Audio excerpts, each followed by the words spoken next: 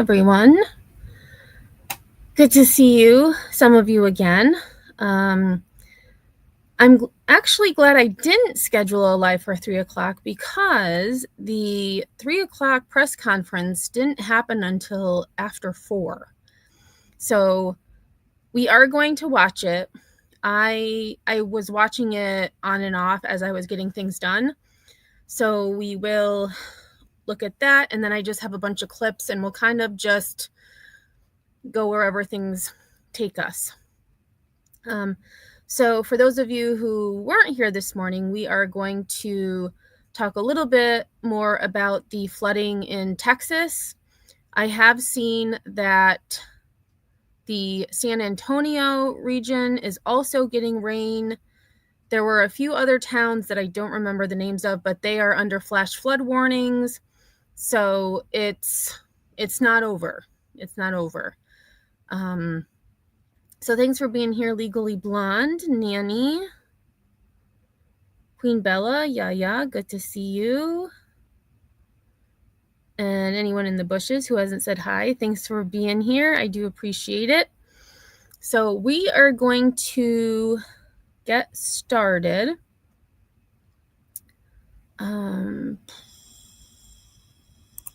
There we go. Oh, actually, we're going to do the press conference. There's a story in this live stream that was happening that I haven't seen, so I wanted to watch it. Once they're done with the story, the press conference will start in this feed. So here we go. And unfortunately, there is no closed captioning. Get to attach to any particular numbers throughout this because they're constantly fluctuating, and every single time we get an update from the state, from Kerr County, that's what they're saying, that these numbers we'll have a pretty good idea soon because of this news conference. I'm sure that'll be the first thing they give us. Hopefully that's information that they have for us.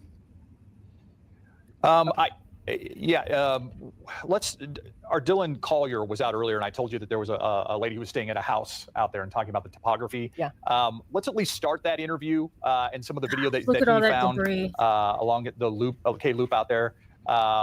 This is from earlier, our Dylan Collier, and he talked to a woman who was staying out there. I mean, this is a beautiful area. I mean, this is where people come. Oh my gosh. Let me just back up a little bit. If I can. Let's see, let me use the J key. Like, that is along the loop, loop out there. This is from earlier, our Dylan Collier, and like, just looking at, so the river is down here, and you can see that the water was at least up to here.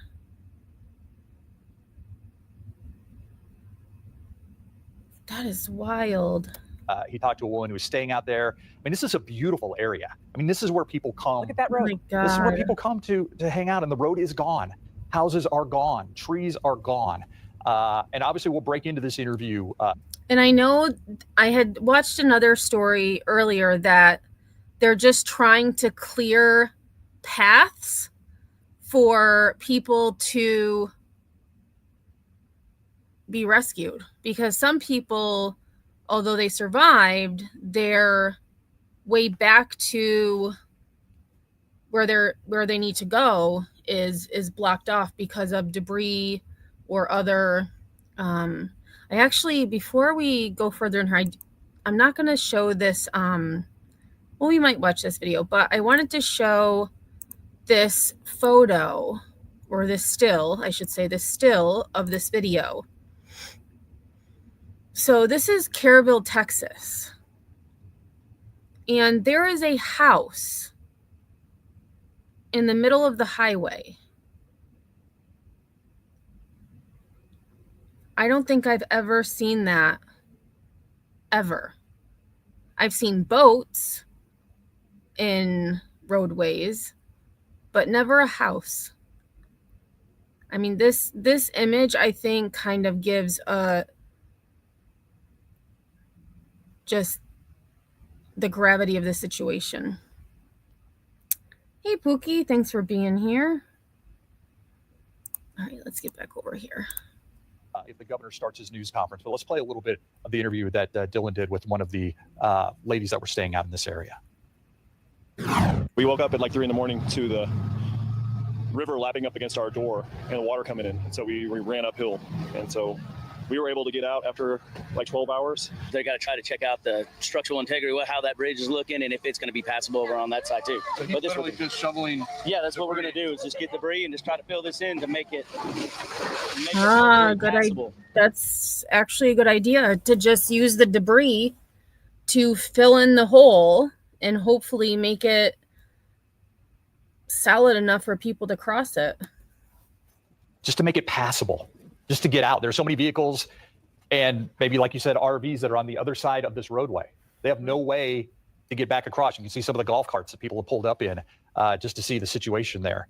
And I was referring to an interview that Dylan did earlier with one of the other people that were out there, and she was the one that talked about the fact that the topography has just changed, and you can see it off to the right there with the trees that are gone.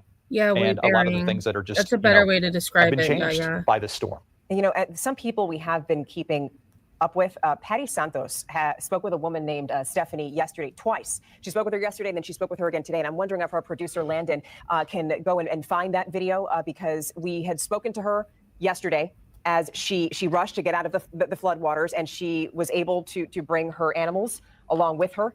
And then today, she spoke with her earlier today as I believe she caught up with her at a shelter and or outside of her home as she tried to go back and see what was left. And she was just like, listen, I need help. She's an older woman. She's like, I'm afraid of falling in there. She's like, it's slippery in there. It's just a muddy mess. And obviously she's grateful that she survived and that she has her pets with her. But this is a woman who's alone and obviously needs a lot of help. So we're trying to look for that video, and we want to show that to you. And we also want to show you some of the other structural damage. Okay, we don't have that video now, but we will bring it up. Yeah, I want to talk about something else that I noticed last night in some of our video. I was not in town. I flew back this morning. What you will notice, and you noticed it in Uvalde, and you notice it whenever some of these tragic events happen, law enforcement and first responders working to help. In Uvalde, they were doing patrols in Uvalde to help out a police department that was grieving and a fire department that was grieving. Here, there are so many people in Kerrville that are working just to rescue and working out in the country that you will notice ambulances from other places. Oh, yeah. You may see San Antonio ambulances in downtown Kerrville. I saw a Travis County ambulance in downtown Kerrville. I mean, that just shows you how Texas really comes together. It's just a slice of how Texas just really comes together to help communities that are hurting, communities that need help. And you also see an outpouring of people just wanting to help. That's why we've told you about the City of Kerrville Facebook page. We told you about the South Texas Blood and Tissue Center. There's just an innate desire to help out in these situations. It's a very San Antonio thing to do. It's a very South Texas thing to do. It's a very Texas thing to do. And I think we're seeing that throughout the area. You're seeing people from all over the country, really, that have their thoughts and prayers with this particular community. I am a little relieved that I was a little worried for part of today that we were going to see some flooding take place, some bad flooding take place in the Seguin, New Braunfels area. I'm very happy that didn't happen. Doesn't look like it's going to happen right now. Yeah, well, it was interesting for a while how all of this has really gone through stages, right? Because we had rain, but we had that the devastating flooding that we started seeing yesterday. Okay, so they're just chit-chatting. So, this is where I wanted to see this too. So they show some of the people who are missing. So I just wanted to show this to everyone too. Greg Abbott, as well as Homeland Security Secretary Kristi Noem. Landon, did you just tell us they're about ready? They're getting ready?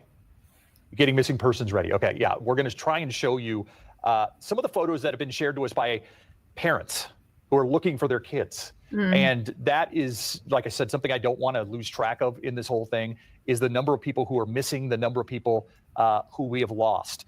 And I believe I do have a clip on this couple that is this might not be the same couple because it looks like all four of these people are missing. So Pam and Mike Smith, Brian Carpenter, and Blake. They were staying at Casa Bonita in Hunt. These missing family members staying at Casa Bonita in Hunt. Pam and Mike Smith, Brian Carpenter and Blake. This is something as a parent, I think you can identify something as a loved one, you can identify that they are just desperately hoping to find their missing loved ones that were there for the 4th of July weekend. Yeah, just to have fun. And then something unfortunately tragic and horrific like this happens. Do we have another full screen? And before we get to this one, I just actually was looking at something else. So here is another, because I was trying to look up Casa Bonita to see where it was. Here is another family who is missing. 2 children, their grandparents are missing after floodwaters hit in Hunt, Texas. So it looks like the mom and dad are not missing, but the 2 girls and their grandparents are missing.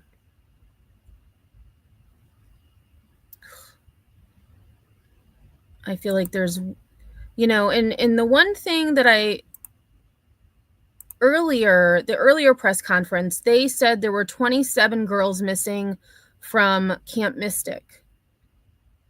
What about the people, all of the other people who are missing? So I feel like they don't necessarily know how many are missing in the area. They know for sure 27 are missing from the girls' camp. I just feel like there's going to be a lot of people. A lot of people.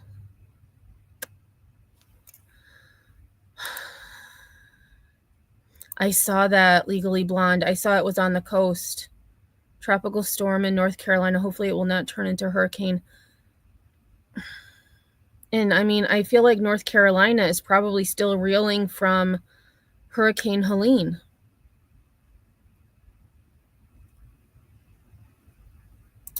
Pookie says, my daughter watched a mom in real time the other day trying to get vehicle info in a wreck posted on Facebook.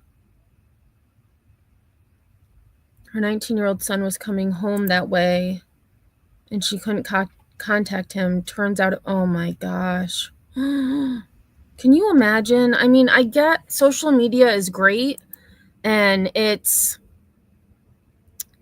you get information quickly, and it's, there's good and bad, but to find out that your son was in a car accident and you learn it from Facebook, like that's rough. But it's terrible. So here we have, this is the couple that I have a news clip on. So this says, my grandparents have been missing since about 5 a.m. this morning from the Caryville flood. They were last seen at the cabin at Blue Oak RV Park along the river. If anyone has seen them or has any information about their whereabouts, please contact us immediately. Robert Brake Sr. and Joni Brake. Because I know that there are a number of people that we want to show you. This person posted, our grandparents have been missing since about 5 a.m. this morning from the Kerrville flood, that they were last seen at the cabin at Blue Oak RV Park right along the river. If anyone's seen them or has any information about their whereabouts, please contact us immediately. And these are the names of the people that are missing. It's Joni and Robert Brake right there. And those are, we want to keep those pictures up for as long as we can, just so that we familiarize ourselves with them. These are people that are missing, and they obviously have people who love them and are hoping for their safe return. And like I said, I was in the Dallas area for the 4th of July last night. And so I watched one of the local newscasts up there. What we are doing right now, they were also doing up there, showing pictures of missing kids, hoping anybody might come across them. Like I said, many of them hopefully hanging onto a tree, maybe in a field somewhere, maybe hanging onto, a piece of wood as they were floating away. Hopefully we have more reunifications to tell you about. Hopefully. And, you were also talking about a number of children, Steve, bless you, people who also sent their kids from different places. Yeah. I do know that some of those children were brought down from Dallas. Yes, absolutely. A lot of them. So right here you have a picture of beautiful Anna Margaret Bellows. She was also she's also missing from Camp Mystic, and you have another young lady there. She's 19 years old. She was a counselor at Camp Mystic, and I cannot see her name. It was Catherine Ferruzzo, age 19, a counselor at Mystic. Do we have any other people that we can show? Okay, there we have Mary Grace Barker. Mary Grace Barker, 8 years old, right there. You see a picture of that little girl. She is among the missing right now from Camp Mystic. And the Walker family missing from Hunt, Texas. And a lot of what we have showed you this afternoon is the video that we got from Hunt, Texas. Hey, and Madison. the store there. And the fact that along with a lot of these camps for kids that were along there were just cabins. There are Airbnbs along there. There are places you can rent out to stay. I mentioned the fact that there's a great old time rodeo, Kreider's, that's just down from the Hunt store and down from Camp Mystic. That is iconic. You can go to the rodeo on a Saturday night, and then they have a dance afterwards. These are just these little, hole in the wall places that make up so many aspects of the Hill Country and what we love and enjoy about the Hill Country, that you have to wonder what's happened to them through all this. Yeah, because there are places that people go to visit and go and enjoy, and then they go back home. But there are people who live there. Yeah. And these are the kindest people that you'll meet. I had a series, Your Voice South Texas, where I traveled to different. Right. And one of the places that I went to was Kerrville. And the one thing that we highlighted was that this is a very divisive time, right? You have so many people arguing on Facebook over politics. And while you have people that have political differences everywhere you go, it's not just a South Texas thing, a Texas thing, it's just an American thing all over the country. But people in Kerrville stick together. They really don't care what your political persuasions are. They just care. Are you a nice person? Are you a good neighbor? Well, then that's all that I care about. And these are people who come together. In fact, we've seen it happen time and time again. Because the city of Kerrville is so close, there were a number of businesses that stayed alive after the pandemic. And we know so many businesses were shutting. All right, so we're going to skip to because they're just chit-chatting now. Legally Blonde says, my husband just told me that he knows a girl who was stuck in Texas from the flooding. She made it to San Antonio. She's waiting on a flight, but she is safe. It's gotta be so scary. Like, I can't imagine. I did not ever go to sleepover camp. Nope, I did not. I only went to day camps. Pookie says they should have sent warnings out to all the potential areas to get hit before the storms got there. I feel like they did do, I don't know if they did like flash flood warnings though. That's the thing. Like I think they did, heavy rain, but I'm not sure. But it's just, I was looking at, because I was curious to see where this,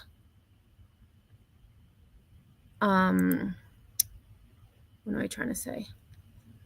Like these cabins were. So the Blue Oak RV park. And so it looks like they have like tiny homes that you can rent. And it's right along the river. Let's see if this one has a picture. Oh God. Okay, let's go here. We're kind of gonna just go with the flow. Hey, Victoria Okie, thanks for being here. So this is Blue Oak RV Park. So this is, see if I can. So this was before. Hey, Sinner, how are you? Oh, right, Pookie. Yeah, I agree. So Pookie says, before the storms even hit, the one meteorologist mentioned 3 potential areas, just warn all 3. Right. So this was before. This is after. It doesn't even look like the same place.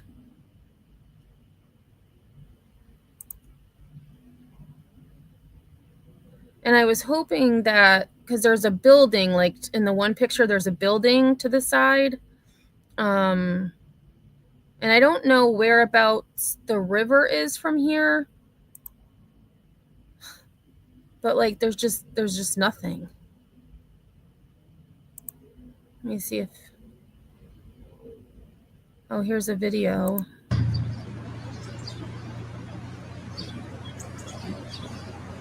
Oh, there's the river. It's still more than a river.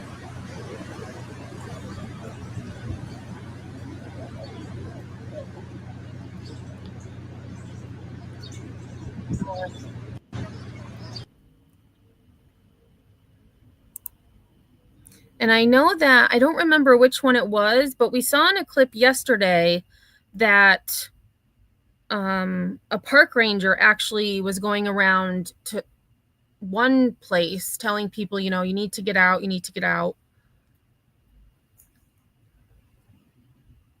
Oh, and then there's a puppy. So cute. That's awful. Were there when the flooding hit. And now we have a live feed from the news conference that is about to begin. Yeah, as soon as that starts, we're going to bring that to you. But sometimes there's just a lot of activity. Was there yet now on the? We're gathering with us here today, and we are especially pleased to have with us today Secretary Kristi Noem from the Department of Homeland. All right, and I will mute during this. I'll give thoughts after. Security, who will share with you a lot of information herself. Before I do pass the mic to her, there are several things that I want to announce as well as some things to share. First, what I have observed in this community over the past 24 hours is what I call quintessential Texas. When Texans face a challenge, we come together, we unite. And that's exactly what's happened over the past 24 to 48 hours in this community. Nothing more than extraordinary devastation. And the worst thing that could have happened in this community fell upon it. They could have fallen apart. They could have fought against each other. But instead, they understand the importance of unity. That's what Texans do. That's what we will continue to do. Along those lines, something else to double down on what I said last night. We will be relentless in going after and ensuring that we locate every single person who's been a victim of this flooding event. We're not going to stop today or tomorrow. We will stop when the job is completed. Between now and whenever that day arrives when the job is completed, this is a 24/7 operation, day and night, because we know that we are looking for Texans and Americans, and we put them as our top priority. We will find every one of them. Additionally, I want to let you know that overnight, there was an increase in storm damage and rainfall and flooding in other regions of the state of Texas that were in addition to the ones that were in the disaster declaration that I made yesterday. What I'm going to sign today is an expanded disaster declaration that adds the following counties to what I signed yesterday. This disaster declaration includes Bexar County, Burnett, Caldwell, Guadalupe, Travis, and Williamson counties.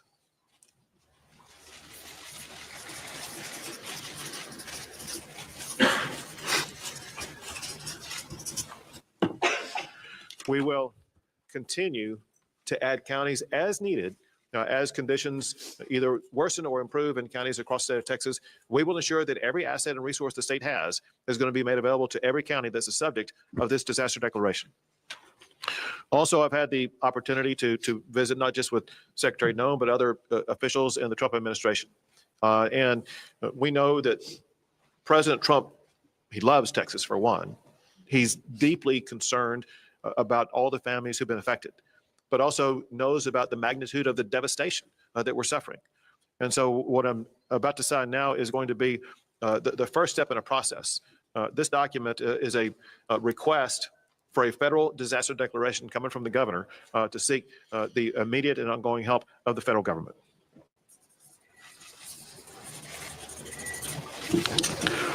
I want to express my gratitude in advance to President Trump for his entire administration for their devotion to the state of Texas. He always tells me about his love for the people of the state of Texas, his deep concern for them, and I know that he's feeling that now as much as he ever has. And there's no better way to show that than the fact that he wanted to ensure that he and his entire administration was represented here today by Secretary Kristi Noem, to whom I would like to turn things over at this time.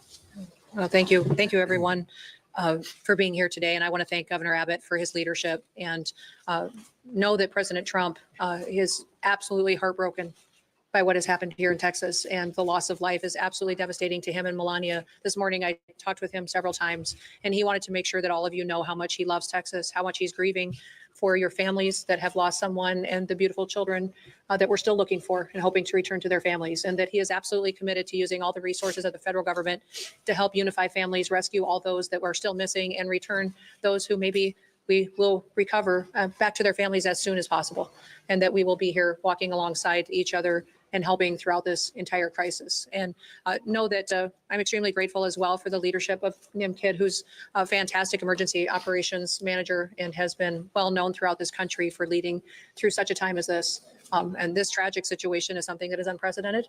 We recognize that at the federal level. We also recognize that when something like this happens to a community, happens to a state, that the best responders are those locally, because it's your family members, it's your community members that are being impacted, and you can respond quickly. And the role of the state is to run and manage that emergency, but the federal government needs to be here for the support and extra resources on the ground as well. And that is what we are doing and what President Trump has dedicated to continue to do. I've visited with the president already about this federal disaster declaration that the governor was going to sign here this morning, and he has indicated that he will honor that and that he will accept that. So that response and that relief will be coming.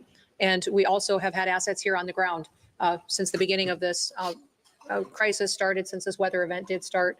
And even before it came, we were alerted. We did have Coast Guard assets here that were helping to rescue people. We're thankful for the airframe that showed up and those coasties that were here walking alongside our DPS, and the emergency responders that were here, the Texas assets that were deployed already, and that coordination was seamless, and I appreciate them for putting that request in right away.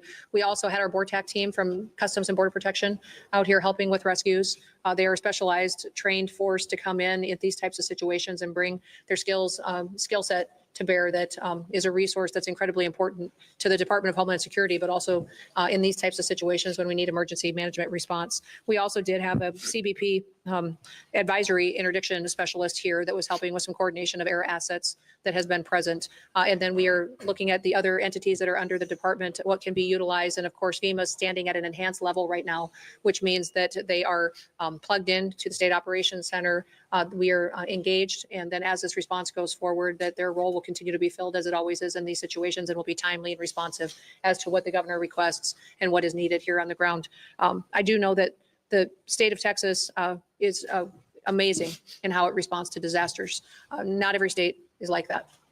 Many states do not do what the people of Texas do.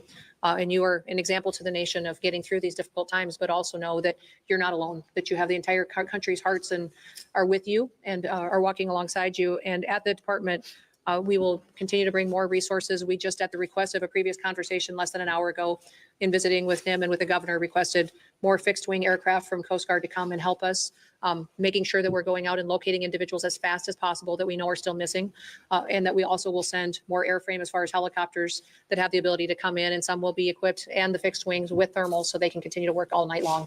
Some of the assets that other agencies may offer don't have that kind of equipment, but the Coast Guard does have it, and so that will be deployed so that the search and rescue efforts don't stop even when it does get dark at night. We'll continue to stay engaged, and I'll be here. I'm going to go up to the camp, Mystic, and I'm going to go around town and spend some time here today, and make sure that when I am calling and talking to the president throughout the day, that he has timely information, that the requests that are coming here from the leadership on the ground are met immediately, and that we can take care of these families and take care of these folks right away. We do know the number one priority now is people, is making sure we're finding people as fast as possible, and we're returning them to their families. And then also, throughout the process, we'll get into what damage was done to public infrastructure, what may have been done to, I know we have 1,800 people that are still without power. What I understand is people still have water, but we do have damage to bridges and to roads. Thankfully, dams held. But all of that is an assessment that we'll continue to work with you on to make sure that you recover as quickly as possible. So again, thank you all for being strong and being an example for people. Someone told me a long time ago, over 30 years ago, that to never get angry on behalf of yourself, get angry on behalf of the other people, to always go out and get up every day and go work for other people and help them. And so I know many of you that are out there responding and helping your neighbors had losses too. You're hurting because you're grieving somebody that may have been lost. We were created to serve people. God created us to serve each other. And now is a wonderful time to go find somebody you can help. somebody that you can take care of and get them through this process. And that will make us stronger and better into the future. So our prayers are with you. President Trump wants you to know that he and Melania are praying for you and love you. And with that, I'll turn it back over to the governor. Sure. Well, thank you very much. Thank you so much for being here. Thank you for the assets and resources you and the Trump administration are providing. One thing that Secretary Noem mentioned was the fact that recoveries and rescues are being made. And what has happened over the past 36 hours is really amazing. When you look at what the local officials have done, working in collaboration with multiple state agencies, as well as our federal partners, in 36 hours, they have rescued or recovered more than 850 people, some clinging to trees to save their lives, others in other precarious situations. It's just sheer heroism, the way that we've seen our first responders rescue so many people. And now I would like to turn things over to Senator John Cornyn. My thanks to President Trump and Secretary Noem for responding so quickly to Governor Abbott's request for a federal disaster declaration. And particularly, Madam Secretary, thank you for being here in person. It's really important, and I think sends a very important message. Unfortunately, I've been to a number of disasters over the years across the state of Texas, as has the governor, and none of these get any easier. But I have to tell you, I remain incredibly impressed with Governor Abbott's leadership and the incredible work that the Texas Department of Emergency Management, under the leadership of Nim Kidd, do. They are literally the best in the nation. And what Secretary Noem said about other states not responding as well is true. It's something we should be very proud of and grateful for, particularly at a time like this. And then there are the men and women who are standing behind us here, who have been doing the work on the ground, not waiting for the federal government to show up. They've been getting the work done, as the governor pointed out. And we are all together, we are praying for those who have lost loved ones and are grieving. We are celebrating with those who have been reacquainted with and rejoined with their family members. And, a few years ago, the governor will remember this, up in West Texas after a terrible disaster, a county commissioner there said something to me that I think is appropriate at a time like this. He said, being from Texas is not just about where you're from, it's who your family is. And so when things like this happen, we come together as a family, as Texans, in a way that I'm very proud of, but it's very important because this is who our family is and we owe it to them. And I take the governor at his word that he and his team will be relentless in supporting all of the efforts at the local and the federal level until every last person is accounted for and those families are reunited with their loved ones. But Governor, thank you again for your leadership. Secretary Noem, it means a lot to us for you to be here. And we appreciate Governor Abbott and Chief Kidd, but we appreciate President Trump and you responding so quickly to the governor's request for disaster declaration. Thank you very much. Thank you. And now Congressman Chip Roy. Thank you, Governor. Thanks all of you for being here. Before I was crazy enough to run for Congress, my family and I started a tradition of coming down to Kerrville for 4th of July. And we've been coming here every summer since my kids were little. They're now 14 and 15 to see Robert Earl and whoever else was playing. And pictures have been popping up my phone, the ones that, kick on the anniversary of different shows, like a bunch of different shows over the last decade. It hits home. It really does. It hits personally for those of us for whom this is our community, our home. My family lives in Hays County, but we spend a lot of time in Kerr. And I can't say enough about the local leadership and what they've been doing in the face of this disaster. Your city manager has done an extraordinary job. Your sheriff has done an extraordinary job. I could go down the list of everybody and I'll leave somebody out, but I can't say enough about what they've done. And then I can't say enough about the governor and about NIM and about the leadership that has come from the state and from DPS and from TDEM to get this done and to do what we're in the process of still doing to react to this unfortunate circumstance. It's been professional and it's been extremely well done. And I have to say, the secretary yesterday, I reached out to her office. I think it might be 15 minutes later that I got a call from the secretary, immediately responding to requests. I talked to NIM about the need for Army Corps support and some other stuff. Immediately talked to the secretary about it. The collaboration, the teamwork, local, state, and federal. I cannot overstate the extent to which everybody set aside turfs or any of those kinds of things to deliver for the people of Texas. Now, we're far from having finished the job. We're all here knowing that we still have work to do. We're still prayerful. We're still hopeful. Obviously, there's a lot here that we're dealing with, but I'm deeply appreciative for that coordination. And last point that I'll just make is, you know, and I've said this a little bit earlier this morning, there's going to be a lot of finger pointing and a lot of second guessing and Monday morning quarterbacking. And I just want to pick up on what I think the governor said about 850 something individuals that were moved quickly in this circumstance. And in a once in a century flood where you get 12, 14 inches, where you get a 26 to 30 foot increase in water in the course of an hour and a half at 4 to 6 o'clock in the morning on a holiday. And that's what we're dealing with in these circumstances and where those camps are. There's a lot of people saying why and how, and I understand that. And I understand why parents would be asking those questions and all of the media. But where we are right now in terms of what we've done to be able to protect people, move them, get them out of the camps, and the heroic efforts of people that worked in those camps, directors of the camps, people who own the camps, who not just risked their lives, gave their lives to try to go save the lives of those kids. That's who they are as Texans. And I'm so proud of that. And I'm so proud of the work that everyone's done to do that. And now we just got to finish the job and be with the people. And importantly, pray for the families who've lost their loved ones. Thank you. Now, Clark County Judge Kelly.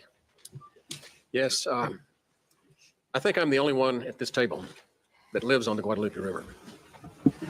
And our properties were devastated.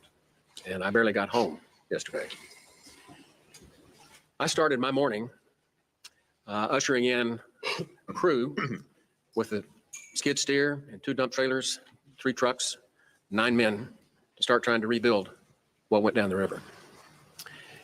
I then had the opportunity to come here where I was asked to go over to the funeral home. I had issues over there. I am a 50-year lawyer and a mediator and arbitrator, and we had some issues that needed attention.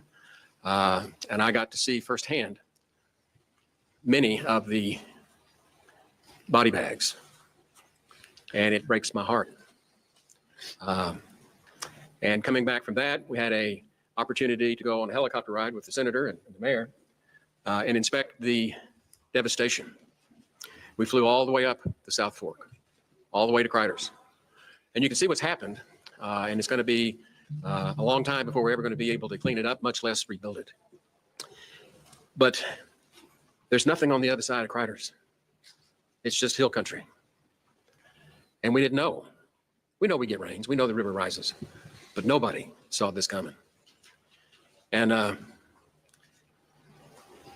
what I really have to report to you is it was a godsend to be able to get out of the helicopter, walk back into this building, and sit down with these people and cooperate, arm in arm, hand in hand, to do the best we can to work the process. The rescue has gone as well as can be expected. It's getting time now for the recovery. And that's going to be a long, toilsome task for us. And what I would reiterate that I've heard others say is as long as we stay together, we'll get this done. Thank you. Thank you very much. And now, Mayor Herrick. I want to start off by saying thank you on behalf of the city of Kerrville and our 25,000 citizens. I want to say thank you to the federal government, the state government, county government. You know, as I look around the room in the Emergency Operations Center, I don't see different agencies from the state, the federal, the county. I see one team working together. It's important for our community to know it's one team. We will rescue those in peril, and we will find those who are lost. I continue to ask everyone who sees this today to pray for Kerrville and Kerr County. We need your prayers. And thank God we have the help of the federal government and the state government in this horrible, horrible crisis. Thank God for our country, and thank God for all the help we are receiving today. Thank you. Now, TDM Chief Nimkid. Thank you, Governor. My heart breaks. It's broken for those families that have lost their loved ones. And that fuels our drive to continue to search for them. And we will not stop until we find every one of them. I have to start by thanking our local first responders. Those men and women on the streets live here, they work here, their families are here, yet they got on the truck and they got in the car and they got in the ambulance and they went out and they did everything they could to save their neighbors. You also have volunteers all over this county that do the job for free, that were out there working to save lives, many times putting their own lives and their property at risk. Our state partners have been phenomenal, nothing short. Madam Secretary, your federal team has been nothing short of remarkable and impressive. I'm grateful for that. Every time I've reached out to you or your staff or Acting Administrator Richardson or the Acting Regional Administrator, I don't think the phone has rang twice before you've answered. Thank you for doing that. Thank you for being here with us. Life safety continues to be our #1 priority. We will continue the search until all those that are missing are found. We will start cleanup and property damage assessments as soon as possible. Our teams from FEMA have been in the State Emergency Operations Center since before we started operating on this event. They are exactly where we need them to be, doing exactly what we need them to be doing. Our Border Patrol partners have been here, and I'm so grateful for the U.S. Coast Guard. Acting Administrator Richardson and Regional Administrator Stoller have been great partners to us. We continue to work forward. And if I may, I'd just like to run across a few more of the numbers. 1,331 state additional personnel that have been added to this response on top of all your local responders. Over 906 state assets here. That's 125 from our agency, 172 from the Urban Search and Rescue Team at Texas Task Force 1, over 160 from the Department of Public Safety, over 250 from the Texas Department of Transportation, 170 from the Texas Wildlife Department, Military Department 136, and the A&M Forest Service here with 115, and almost 190 people on the health and medical side. Governor, our team stands ready to assist this community. Thank you very much. One last thing, and that is there is a word that's been the most common word that's been spoken over the past 36 hours, and that is the word prayer. It's been repeated by the people who are watching this as we speak right now. It's repeated often on social media, through phone calls, through texts. And those prayers are answered in so many ways. Answered by that child who was being swept down the river and happened to find a tree to cling on and was able to continue with uncommon strength to be able to remain clinging to that tree until a helicopter was able to descend upon her and lift her out of that harrowing situation. It could have been the reason why water stopped rising into a home or a cabin or something that would have caused an entire building to float away. It could be the reason why there have been so many people have been located wherever they were down the river basin. It could be something that prevented somebody from getting into the water to begin with.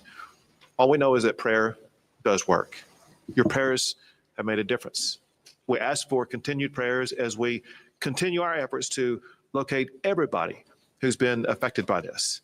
And pray so much for the families who have lost a loved one, who are going through challenging times that they never imagined on the 3rd of July that something like this would happen.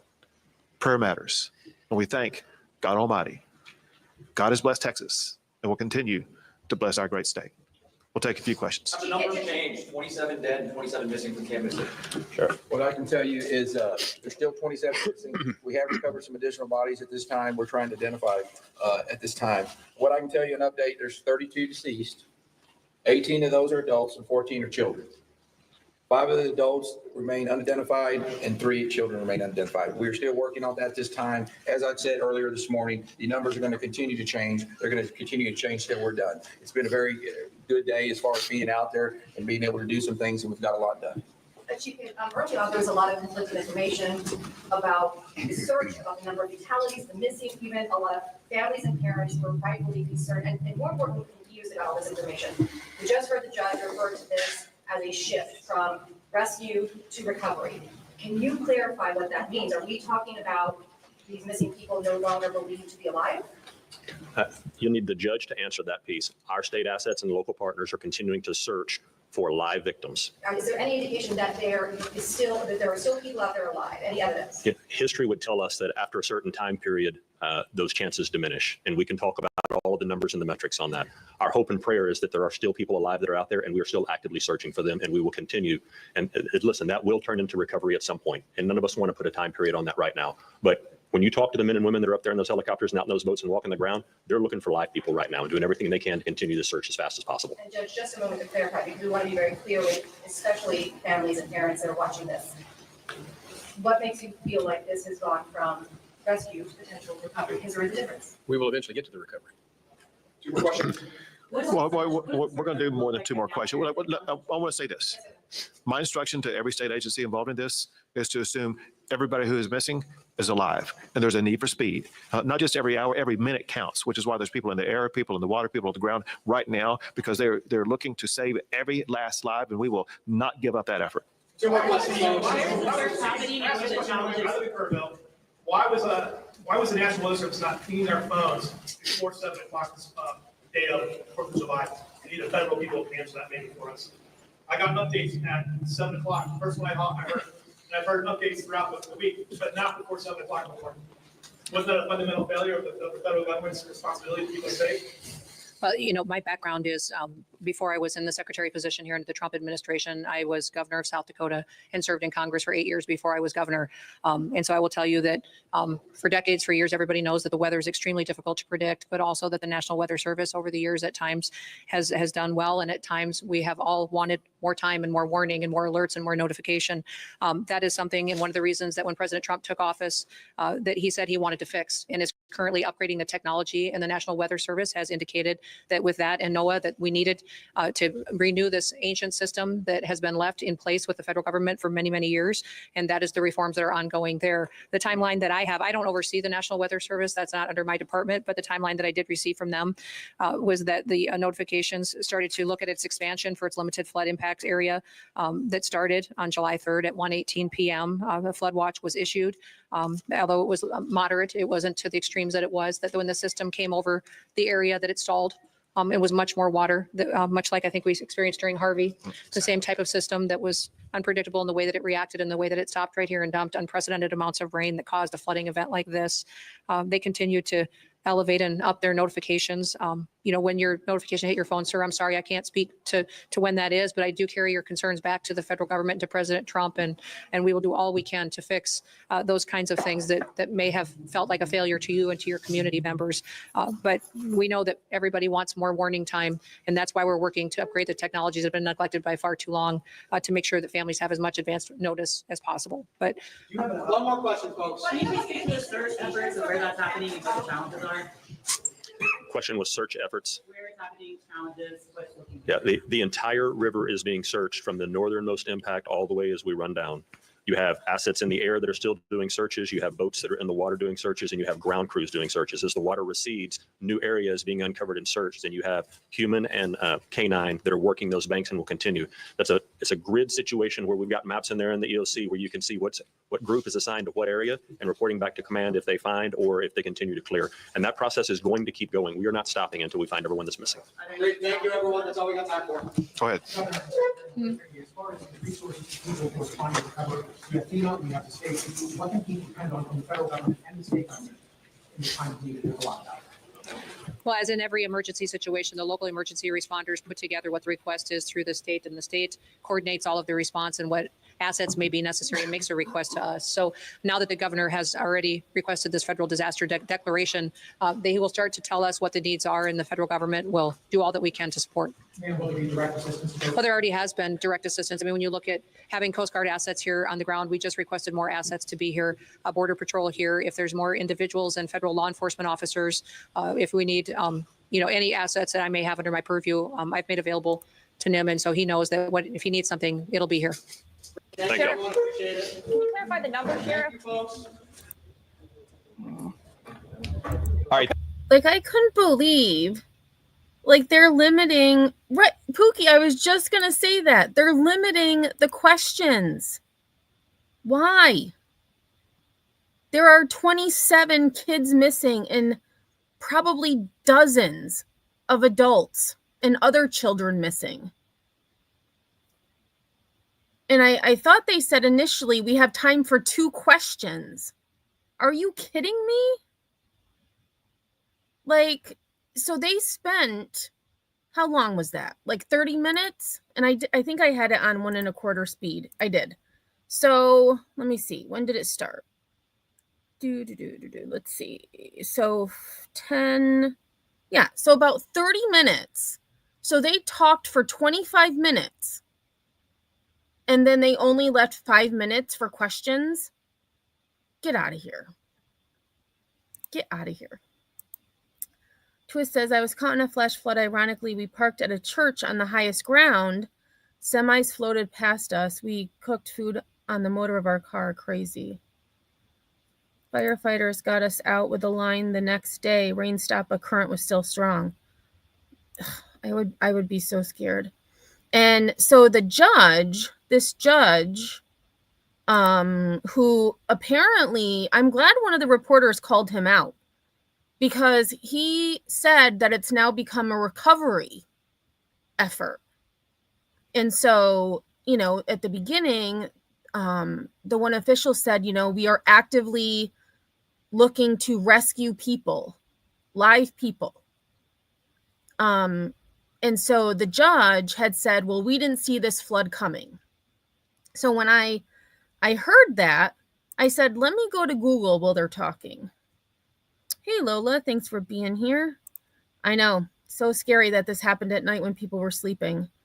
And actually, I might play, there was a clip that I played earlier today of these two little boys who were at a camp, and they talked about it, and they, the one had said the lightning, he couldn't sleep because of the lightning. And then the other one was saying that they were woken up. Someone said there's water in here. Let me see, because I want to go to the one article, because I'm just going to try to find that clip of those little boys. Oh, what is this? There's a short about the judge. I'm curious. I want to look at that in a minute. Oh, here it is. Let me add this to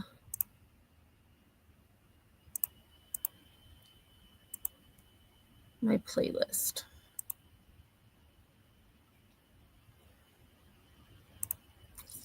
So, getting back to the judge, he had said that, they didn't see the flood coming. Well, I found, so I went to Google and I just searched Texas weather on July 4th. And I found this article. So this was from July 2nd. July 2nd. Which would have been Wednesday. I know the brothers, they're so cute. So, flooding threat continues in South and Central Texas Saturday after deadly floods. Wait, they updated that title then because this was published on the 2nd.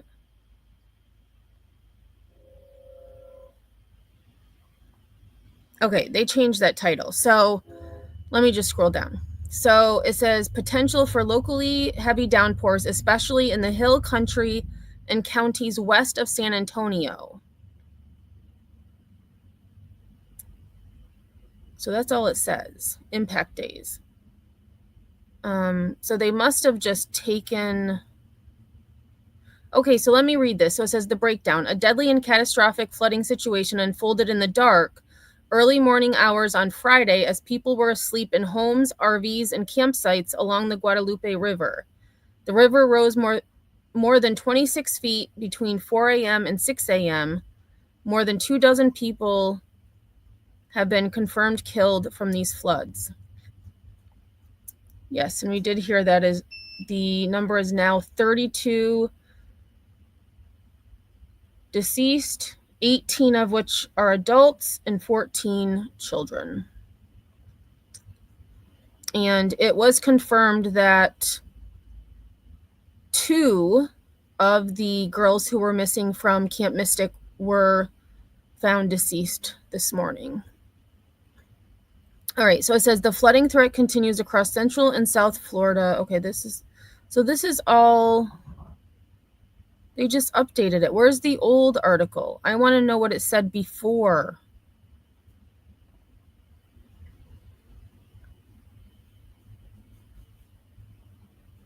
Oh, here, flash flood warning. No, that's till July 5th. Okay, well, this article is misleading because they said it was published on the 2nd. Well, you should have what was published initially. But either way, they had, so here, potential for locally heavy downpours, especially in the hill country and counties west of San Antonio.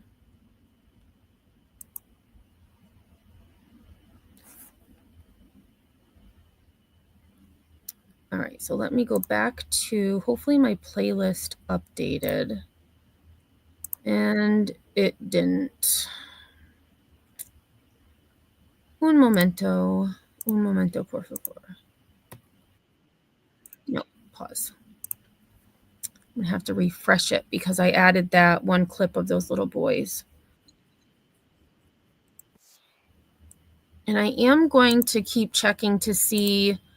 So they had said they were going to do a press conference at 3 p.m. Eastern time and 7 p.m. Eastern time. The 3 p.m. press conference did not happen until after 4 o'clock Eastern. So I'm not sure if they're going to have the 7 o'clock press conference, but I am going to keep an eye just in case they do. Let's see, is this one? Is this the new one? Hold on a second. This says started streaming 88 seconds ago.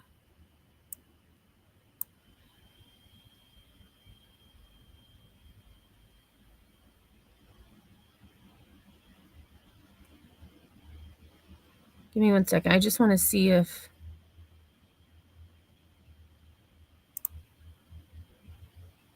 there's no volume now.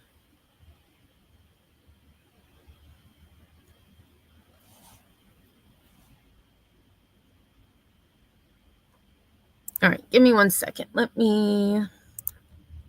one didn't have any volume. I was playing it and there was no volume to it.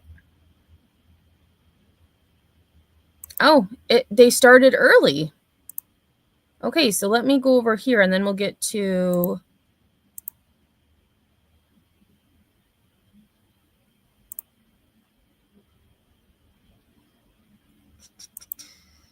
Let me just rewind this. So this is saying it's live. 1-1. We also are accepting these. Gosh, this volume is terrible. 1-1. We also are accepting these reports via email at floodrecovery@co.cur.tx.us. Repeating, floodrecovery@co.cur.tx.us. Please provide the last known location, identifying information if possible. We appreciate the assistance we're receiving from all levels of government. Thank you for from local agencies to state and federal agencies responding. I tell you, the governor has assured us, along with the federal government, that we will have all the resources we need. And we do have that. We've got all the resources we need. We're in really good shape to keep going for several more days. I want to tell y'all something. I appreciate y'all's cooperation. We will try to get you as much updated information as we can starting tomorrow at 10 to 3 o'clock. Once again, as your Kerr County Sheriff, I assure you we're going to do everything along with our partners, and we'll be on this till we find the last body. At this time, I'm going to turn it over to our city manager, Dalton Rice. Thank you, Sheriff. Good evening, Dalton Rice, the city manager for City of Kerrville. Mayor Herring wanted me to just give a message. He's out with the teams. He's kind of checking on everybody, just like everybody else. We all need to take downtime to include y'all. So make sure y'all are taking care of yourselves as well. We're in a marathon, and we got to make sure we always think about that and look after each other. So a couple updates. Since 6 a.m. this morning, we've had a combined primary clear, so aerial and ground, of about 100-meter distance on either side of the Guadalupe River from 1 mile north of Camp Mystic up through Hunt and Ingram. So we talked about that briefly this morning. Excuse me. We talked about that briefly this morning. So 100 meters on each side, they are continuing operations on that. We are also working on operations within the city of Kerrville as well, again, along the riverbanks as, since the waters have receded some. We are working on, again, we talked about downtime. We are working on locations for first responders to make sure that they do have, their adequate downtime and the rest. We're constantly going through kind of shift management cycles to make sure that our first responders and our crews and teams are taken care of. Public works, so water is looking good. We've identified some leaks. We've been able to shut those leaks down or isolate those leaks. We will be likely operating off of well water probably for the next foreseeable about 4 weeks is what we're projecting. So we're not going to be pulling surface water for about 4 weeks. With these type of events, there's a lot of debris, there's a lot of chemicals, a lot of gasoline, a lot of other contaminants that are in there. We are working with TCEQ and other partners in there to make sure that we get these issues addressed as quickly as possible. We get a lot of information from people who are wanting help. Excuse me. A lot of people who are wanting information to help. Best thing you can do, especially right in your small local area, don't go out into major areas. Public Works mentioned just, hey, pick up a little bit of debris in your trash cans or your trash bags. Keep it local, but stay out of the major areas. Everything is still, very, very dangerous, very hazardous conditions. Let me pull up our KPUB utility report. Of course, it went away.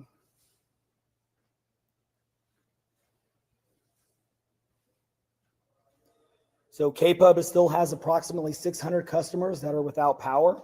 The largest remaining outage customers are west of Ingram, south of 39, along South Fork of Hunt. KPUB issued a mutual aid request on July 4th. 50 personnel and utilities and contractors from across Texas are coming in to support operations and restoration. Hunt or South Fork sustained extensive storm-related damage, including approximately 40 downed power poles with widespread tree and flood debris, heavily damaged infrastructure. Restoration in these remaining areas will be lengthy and complex, and customers should prepare for multi-day outages. Customers outside of these remaining areas still experience an outage should report it to KPUB by calling KPUB's outage line at 855-959-2496. But power has been restored to most of the other customers. Like I said, about 600 are still remaining. A lot of the county is also on Aqua Texas or private wells. We try to get information on that, but we don't have a lot of information as far as private wells are concerned or the status of Aqua Texas. But a big bulk of what we had coming through the Guadalupe is within the city limits, which is on the city limit, or city water supply. Aqua Texas and some of those other public water systems are typically outside of what we're thinking is the damage area, but we have not had any reports from Aqua Texas on outages. And with that, we will take a couple questions. The recovery and for some of we're hearing some recovery of bodies in Louise Hayes Park. And the other part of that question is how many red tag buildings are now along the river that the Kerrville Fire Department has issued? Yeah, so when you talk about red tag, you're talking about like condemned buildings. Obviously out here, the damage is extensive. Right now, we're really focused on life safety. We are focused on search and rescue. Search and rescue is the priority. So we're not really red tagging buildings. Now we do have structural teams come out. They will mark stuff. You'll see spray paint. A lot of that is to identify where we've at least primary searched. But we are not going into the structural side of things unless it poses a risk to first responders. Our primary focus is on search and rescue of every single person involved, and we'll continue through the night to make sure that happens. Yes, real quick, we are finding bodies and stuff. We knew today was going to be that day. So our numbers are going to constantly be changing. We are constantly working on identification and working with our local partners to ensure that we bring in all the resources so we can make sure that we partner with folks. What is the communication procedure for letting camps and other places on the river know when to evacuate in situations like this? So each camp is obviously mostly private, or they have different ownerships. And so especially in this situation, so let's talk about this one more specifically. The event happened very fast, rose over 20 feet, 30 feet within less than, a 2-hour time span. On a holiday in the morning, there wasn't a lot of time in this case. As far as warnings, obviously there's a lot of things going around. We want to make sure that we focus on the early level. Regardless of the warning side of things, again, we want to make sure that we take care of our local community and focus on search and rescue operations. So please keep that question. We definitely want to, get these addressed. But right now, we want to focus on getting everybody that we possibly can out. Has that number of the campers at 27 changed? As of right now, I do not think it has changed. It is still 27. Yes, sir. Do you know how many people you guys are searching for as of right now, or is there no cap on that number? So right now, we're kind of looking at this in two ways. Call it the known missing, which is the 27 camp kids that are missing. We will not put a number on the other side because we just don't know. Campers are coming in for 4th of July weekend. People are camped along the riverbank. People are coming in to visit. There's a number that we just don't know yet, and we don't know what we don't know. So as things are starting to develop and as things are starting to move along, we're not going to put a cap on this. We are just going to continue until we find everything else. One more question. We know there are many children missing. Are there any camps? Let me give it to somebody else. Just one question about current rescues. Can you give us a sense about how often you're seeing a rescue, and just in terms of kind of like, for example, when your last rescue was? So, with obviously with the camps, we've been rescuing people out of these camps by the hundreds, all day. So there's a lot of folks that are shelter in place. So we leave them in place to make sure that we get them food, water, and some of these camps actually now are self-rescuing, if you will. Maybe that's not the right word, but they are self-extricating, if you will. So they're getting water's down, they're getting their own resources. They're not having to tie up, local and state, resources. We are monitoring them, and they're accounting for their own folks. So that has been going on obviously for over 800 plus people, and we're continuing to do that. So good. Sorry, one more question. I can absolutely appreciate that right now the focus is finding the missing. It's a very active search and rescue. But what do you say to the parents that are in grief, understandably frustrated as to how in the world this could happen? How in the world you could have so many campers in the way of this danger and not taken out of there ahead of this work? Yeah, that's the question of the hour. But with these, this is last time it was this bad, and this one is even worse than that was 1987. You can't predict it. Everybody in the media even knows, everybody who does this and sees this every single day, you have the inverse effect of if you continue to push it, and you see this in Houston areas all the time, you cry wolf. What happens when you continue to ramp things up and you continue to put a lot of information out there? Again, not to harp on the media, but there's a lot of stuff that gets overspun up, and we see that way too often, and then that trickles down. So we did look at stuff. Obviously, I had told the story. I was out on the river trail at 3:30. I left about 4 o'clock. We did not see any signs of the river rising, and by 5:20. We almost weren't able to get out of the park on the upper end. It rose that quickly. So was it a matter of it just rising so quickly and this being a massive tragedy, or people weren't taking it seriously? No, this was a massive tragedy, hands down. We are hitting from our, again, flood maps. We're seeing some areas where it's hitting the 100-year flood thing. And again, we talked about the North and South Fork. That water hit perfectly. You heard Chief Nimkid talk a little bit about the wide area. This went from San Angelo to Waco and all. They stage where they can, but you do not know what's going to happen. One, until water falls, and two, the predictions were definitely off. That water and rain fell almost double of what was anticipated, both in the North and South Fork, and converged into one place, and it rose that quick. So thank you. Sheriff, do you mind repeating the numbers again? All right. Well, he took more than two questions. All right, so one more time.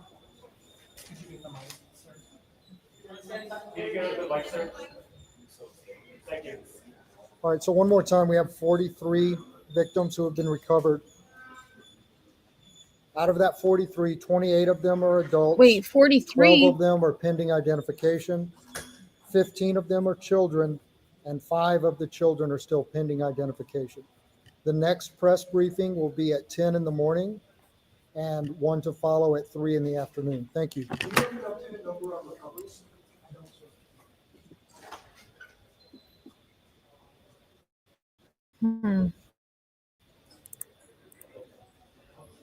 All right. So they didn't really answer many questions. But he did mention the 1987 flood. And I had mentioned that in my earlier live today. So I thought I would mention it again because I think it's important that the 1987 flood which 10 people died. They were campers. Almost 40 years later, I mean, in my opinion, you would think there would be measures in place in case something like this happened. And I get it. I believe they only predicted, based on a news clip I had seen, I think they said 5 to 7 inches of rain. And it ended up in some parts being just over 12 inches of rain in an hour. I don't know. I just feel like there should have been something that they would have in place, but that's just me. So when the Guadalupe River turns deadly, let me get rid of that video. On July 16th and 17th, 1987, a flash flood created a wall of water along the Guadalupe River near Comfort. Yeah, I don't want to watch that, I don't think. I will put this link in the chat though, in case anyone wants to watch that video. I'm gonna pass.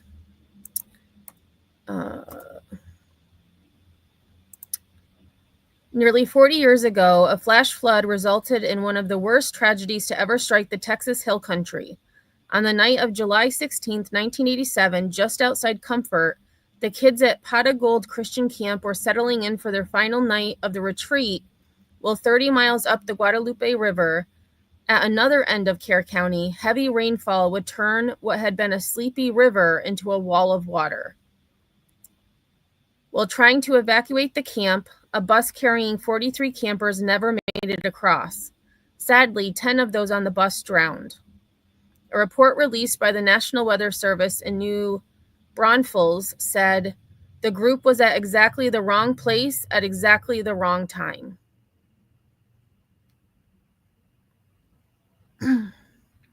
In the pre-dawn hours, camp leaders made the decision it was time for the nearly 300 campers to leave. Kids from Seagoville Baptist Church in Balch Springs, near Dallas, had spent the week at the camp. As the campers prepared to leave just after 7 a.m., overhead was news helicopter pilot Mike Rice. He had gotten the call early that morning about flooding in the Hill Country. It was a storm that cooked up over Kerrville and Comfort, Center Point, and Hunt, those areas, and just stayed there and rained like crazy. And there's a photo of the river. It looks very similar to what it looked like yesterday. Oh, really, Lola? I just think it's not a priority for flash flood warning here. That's really sad because, even listening to some of the people who have lived in this area, they haven't seen it, they say, this bad, but there have been instances of flooding. So I don't know. I just feel like after this 87 flood, maybe, I don't know. That's just me. Rice said everything looked normal. He made a few passes around the camp and continued northwestward scratch that. He made a few passes around the camp and continued northwestward to Kerrville. Roy Harris, the camp's caretaker, led the way in his truck. He would tell investigators when he started driving across Herman Sons Road, he did not see any water, but had approximately 18 inches of water under his truck by the time he has driven almost 300 yards. Behind him was the final bus, driven by Assistant Pastor Richard Coons, and behind that was a van. The bus stalled and trapped the van behind it. With seconds to decide what to do, Coons told the kids to get out of the bus, link together, and try to make it across the rapidly rising river. Without notice, and not moving along river's path, a wall of water from an old, quote, historic channel hit the stalled vehicles from the left. The van began floating, and then we got out and it started sinking, Jeremy Morris said during an interview with the Associated Press. Kids were screaming and everything. We got out of there and the kids were holding hands in a line. A few seconds earlier, and they escaped the worst of the flood wave. A few seconds later, and they see the floodwaters and don't drive into them. Rice said that within minutes of the bus being taken over by water, he was hailed down by a police officer from Ingram who told him there were kids in the water who needed help. I expected to see a bus half in, half out, Rice said as he once again flew over the camp. There was nothing. Then as we got really close, we could see 5 kids clinging to a treetop. These are 75-foot trees, but there is only 15 feet of trees sticking out of the water. There is another group of 7 or 8 on another tree, 4 or 5 in the river. There is nothing that prepares you for something like that. One of the many responders that day was Luther Van Landingham Jr. He is now a reserve deputy for the Kendall County Sheriff's Office, but was a full-time deputy in 1987. It was just a loud rushing noise, he said when he saw the river for the first time that day. I have never seen the river that high before. Unbelievable how fast it was going. Rice remembers much of that day, including the many efforts to save a teenage girl. We spotted a girl in the river, right in the middle, little girl named Melanie Finley, he said as he recounted the 3 times he tried to save her before his helicopter ran low on fuel. Finley was finally rescued by a DPS helicopter, only to fall to her death as they carried her to dry ground. I am sure she was worn out by then. She just could not hang on any longer.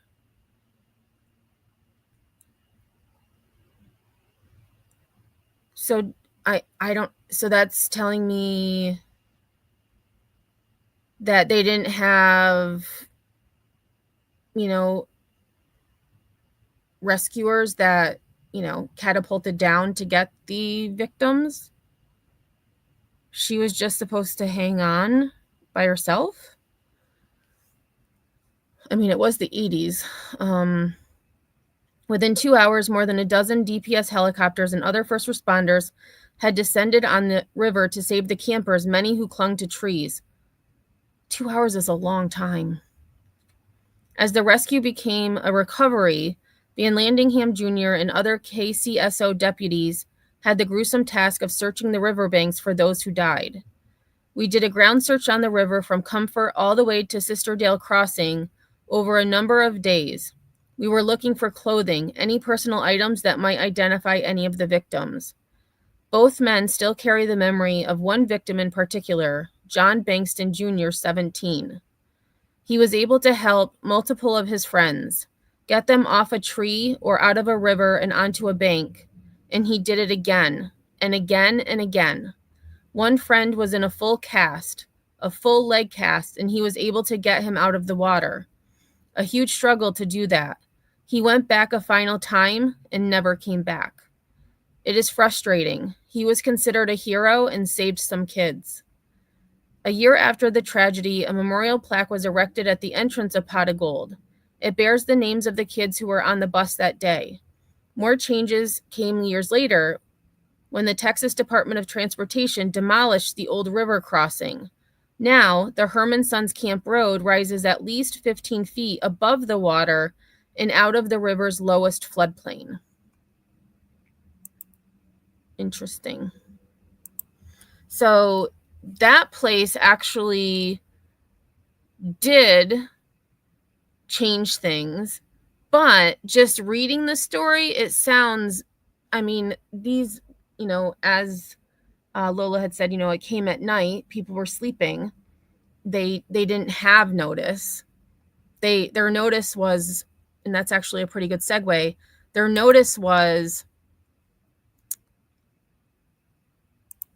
like being up by water, or someone, we heard from a girl earlier who her mother-in-law repeatedly called her. And when she got to get out of bed, her feet went into like ankle deep water. So, and I did see that in the first press conference related to this, I did see a lot of blame kind of going around, a lot of pointing fingers at people. And to me, I don't know, I don't think these camps realized it would be this bad, first of all, because if they did, they would have definitely evacuated those campers sooner than later, or until it was too late, really.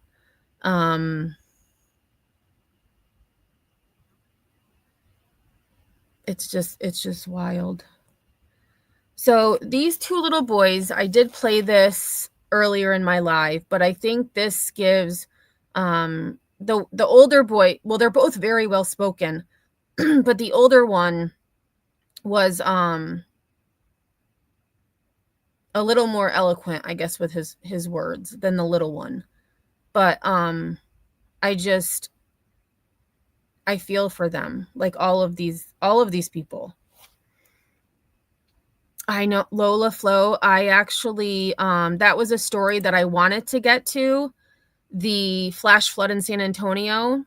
And I never got to it, but I was looking at how to help victims in this flood. And I came across a GoFundMe for one of the men who perished in that. I mean, just in an instant.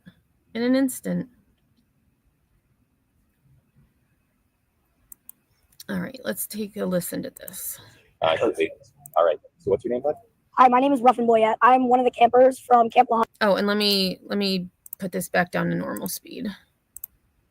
One of the camps that flooded, and I had a firsthand view of the flood, and so the cabins were flooding, and the walls were like they broke down, and all of the campers in those cabins had to go up on the rafters, and they had to wait there until they could swim out. And my brother here, he had to swim out of his cabin. Really? Here. Do you want to here, can I mic you up? Here you go. One moment. Okay. And so you had to swim out of your cabin? Yes. Can you tell me about that?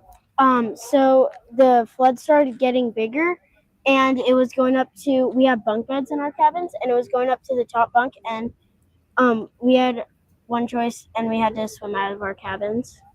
What time was it? Was this It was like, we woke up at 2. Yeah, we had to wake up at like 4 a.m. Okay, so the one little boy said we had to wake up at 2, and then the other one said around 4 a.m. So it could be that the one woke up earlier for whatever reason, or maybe he just didn't have his times right. I know, aren't they the sweetest? Yeah. What'd you wake up to? Say people telling you to wake up? I didn't fall asleep. Screaming. I didn't fall asleep. Like, I couldn't sleep because of the lightning. Yeah, people were screaming that there was a flood. There was a lot of water on the floor. Yeah, I was the first one awake, and basically one of the other kids in my cabin, he woke up the counselor, and the counselor was like, what? And then all the other campers woke up. Yeah. So that what? And they were like, oh my God, we're flooding. Yeah, and some cabins like flooded away. So what did but nobody died. No one died. Yeah. We are thankful for that. But on the way here, we saw all of like the other camps destroyed, like obliterated. And you tell me, how'd you guys get out of there? Did they put you guys on buses, or did you have to wait? Yeah, we had to get on a bus. Yes, we had to get on a bus. We were in other cabins for like cabins on hills for about 17 hours. Waiting We hosted a cabin. The buses get here, and it was not fun. It was not fun. What are your names, guys? My name's Pierce Boyette, and his name is. And my name is Ruffin Boyette. Okay, and how do I spell those guys? It's P-I-E-R-S. Let's do Pierce first. P-I-E-R-S. Okay, and your last name? B-O-I-E-T-T. B-O-I what? E-T-T. No E at the end. Got it. All right, and Ruffin, how do I spell your name? R-U-F-F-I-N. Okay, so you guys like, sounds like a really long day. Yeah. Yeah. How are you feeling right now? Tired. Not hungry. At least not anymore. All right. I'm glad you guys are okay. Thanks for talking with us. I appreciate it. Can I get those mics back? Yes. Oh, why did it go back to this? Oh boy, what did I do? Hold on. Oh, they got switched somehow. Okay.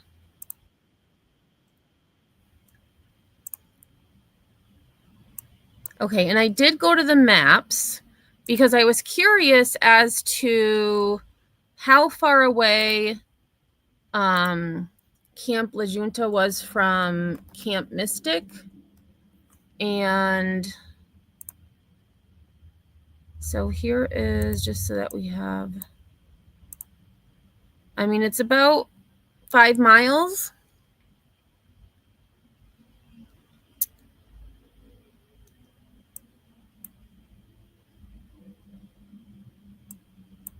And it actually looks like possibly,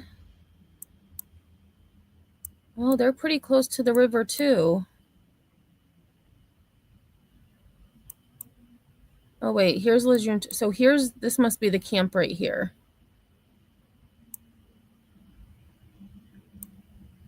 Oh yeah, so they're right near the river as well. And then Camp Mystic is down here.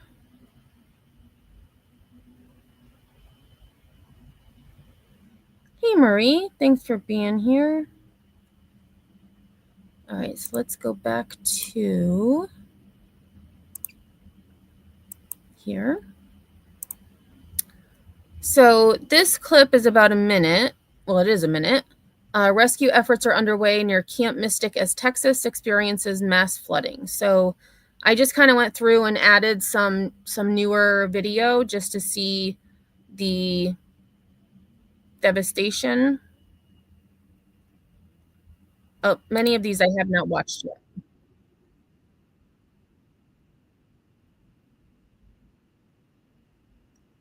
Oh my. I have seen this picture. So this looks like, I'm not sure what type of building this was at the camp, at Camp Mystic, but it looked like some type of, you know, like activity building maybe, or a cafeteria. I'm not sure.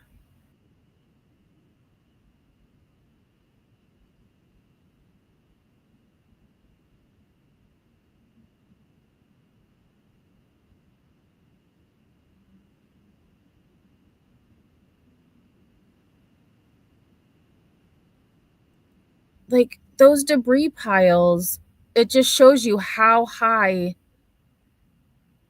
the river was. I mean, this, I don't know, this, let's say this guy's like 6 feet. I mean,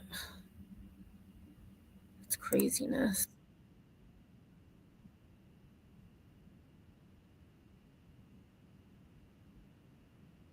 Actually, let me turn the volume down on this. That static is a little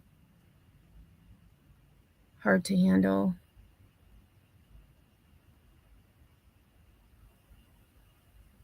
And I mean, with this, I mean, you would have to just go through all of that. And some of you may not have been here earlier when I showed these pictures. Let me go to my email quick. I'm going to show these pictures. This, I had seen in a news article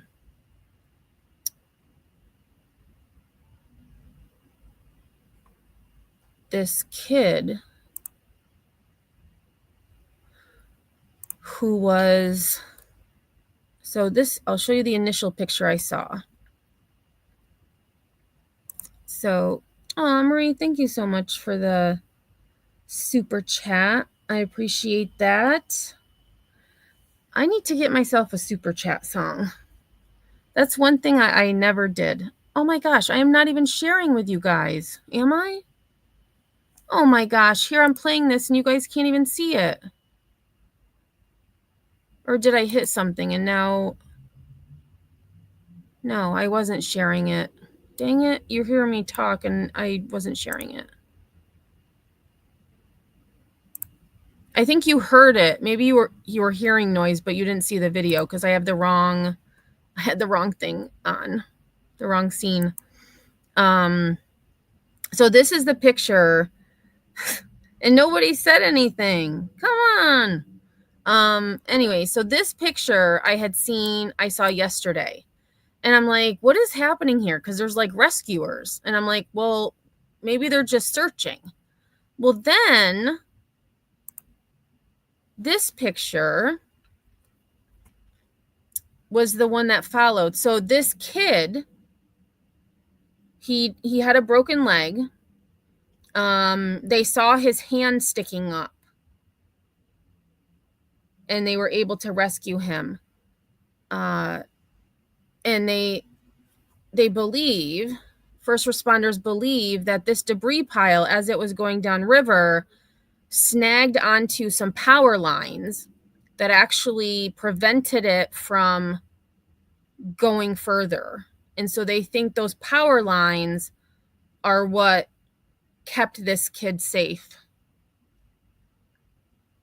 Oh, I was explaining it, but I thought you were able to see what I was explaining. So I've been trying to find more information about how this kid is, well, I say kid, it could be an adult. He looks like a kid to me. How this kid is doing, but I haven't seen anything yet. But just like the girl that we learned about yesterday that floated downriver over 20 miles and she wasn't injured. She had bumps and bruises. Because I re-listened to that clip today because I'm actually making a short on it. And I had missed the part where they said they let her shower. She didn't realize she had a cut on her head until she showered. And so I'm like, this girl went over 20 miles in this river and no serious injury. Just incredible. Yeah. Miracle. Absolutely. Hey, adjust your focus. Oh, you're patient. Well, thank you, because here I'm just, rambling on. And then I look at my phone and I'm like, dang it. Y'all can't see what I was seeing. All right. But I do have the volume off of this because it was like static. It sounds like static. So this is Camp Mystic. And this is from the Associated Press.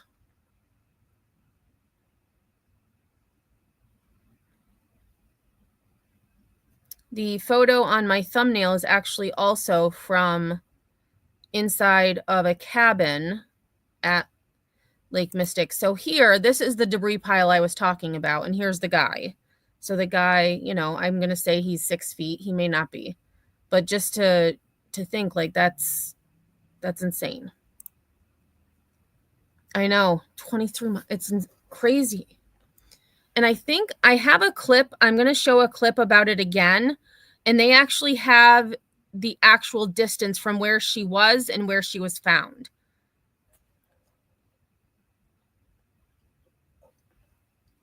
And then like this, they would have to just, they're obviously searching, but like they would have to go through this whole debris pile. Here's a car upside down. Oh my goodness.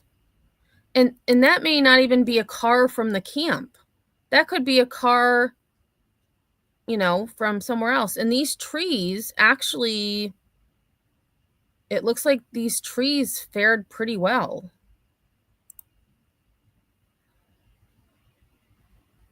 Oh, and that was it. Okay.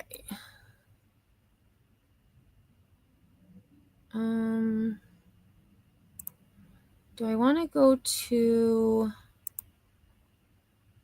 No, we're going to save the photos. I have a slideshow from NPR that we'll go through too. Okay, so this says, so this is getting into some of those who are missing. Oh my gosh, Lola, an hour from your house. It's so rescues sad. by air or boat has topped more than 230, and we expect that number will continue to climb. Tonight. So this was a little bit older because we know now that over 850 people have been rescued, and unfortunately the death toll is now 43. A North Texas family is worried about their grandparents after they alerted them to the flooding overnight. And since then, they have gone silent. Hang on a second. Why aren't the captionings working? Unless, oh, they're really small. Let's see. Give me 1 second here. Subtitles. Options. Reset. There we go. Much better. Much better. Silent. NBC5's Candace Sweat Oh, they're joins still us not working. from the Okay. newsroom. Candace, the couple's grandchildren are now speaking out. That's right, Brian. The grandchildren of this couple said the 4th of July has Marie, always 43. been a special occasion for their. So 43, 18 adults, 15 children. And it has been now confirmed as I was kind of looking around. 3 of the campers missing from Camp Mystic have been located, deceased. Their family. There are still 27 children, girls, I should say. There are 27 girls still missing from the camp. Especially their grandparents. They'd gone down to Kerrville for the first time ever to spend the weekend in a cabin visiting a relative. They were able to reach their grandparents before sunrise to tell them that the floodwaters were coming, but that was the last point of contact. Oh, geez. All the way up to where those kayaks are. I'm just walking. Brianna Newton and her brother Ryan Brake say this video sent by a relative is where cabins once stood at the Blue Oak RV Park in Kerrville. And so the Blue Oak is the one that I had shown earlier where they had the before and after photo. Little mobile home area. One of the cabins occupied by their grandparents, Johnny Kay and Robert Brake. They were just down there yesterday fishing and just kind of enjoying the night. Then a call came from one of their uncles. Catastrophic flooding had hit Central Texas. He was awakened by his RV being washed away. He was just barely able to get him and his wife and his dogs out. They knew Johnny and Robert were in a cabin nearby and reached them by phone. From there, we were able to wake them up and let them know what was going on. 7 minutes passed after that phone call, and the situation worsened. Between that phone call and the time that my uncle was able to reach where the cabins were, where they were staying, and in that 7 minute span of time, yep, 7 the minutes, cabins have been Manny. completely washed away. They are now among. And I mean, so 7 minutes, because I had, the officials had said the river rose. Well, initially they said 26 feet, but then I heard another report that said 29 feet in 45 minutes. So I did the 26 feet in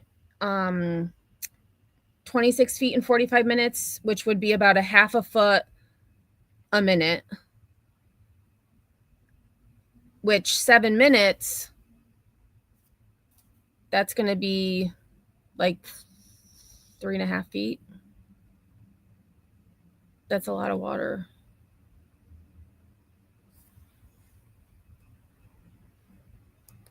Dozens of people with loved ones unaccounted for, waiting and hoping for answers.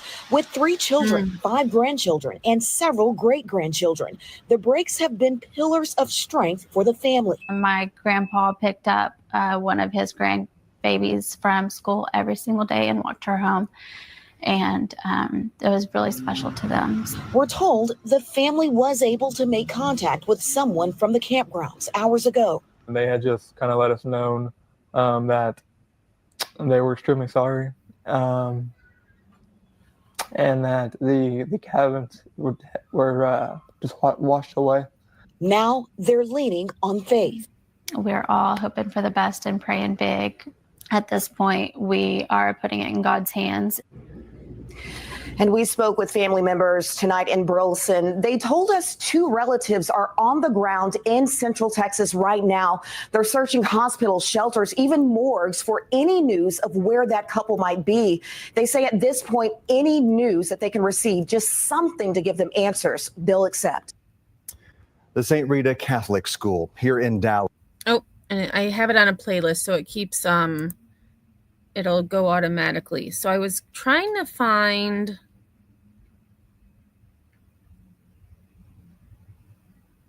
Like usually they have like a site or something that has,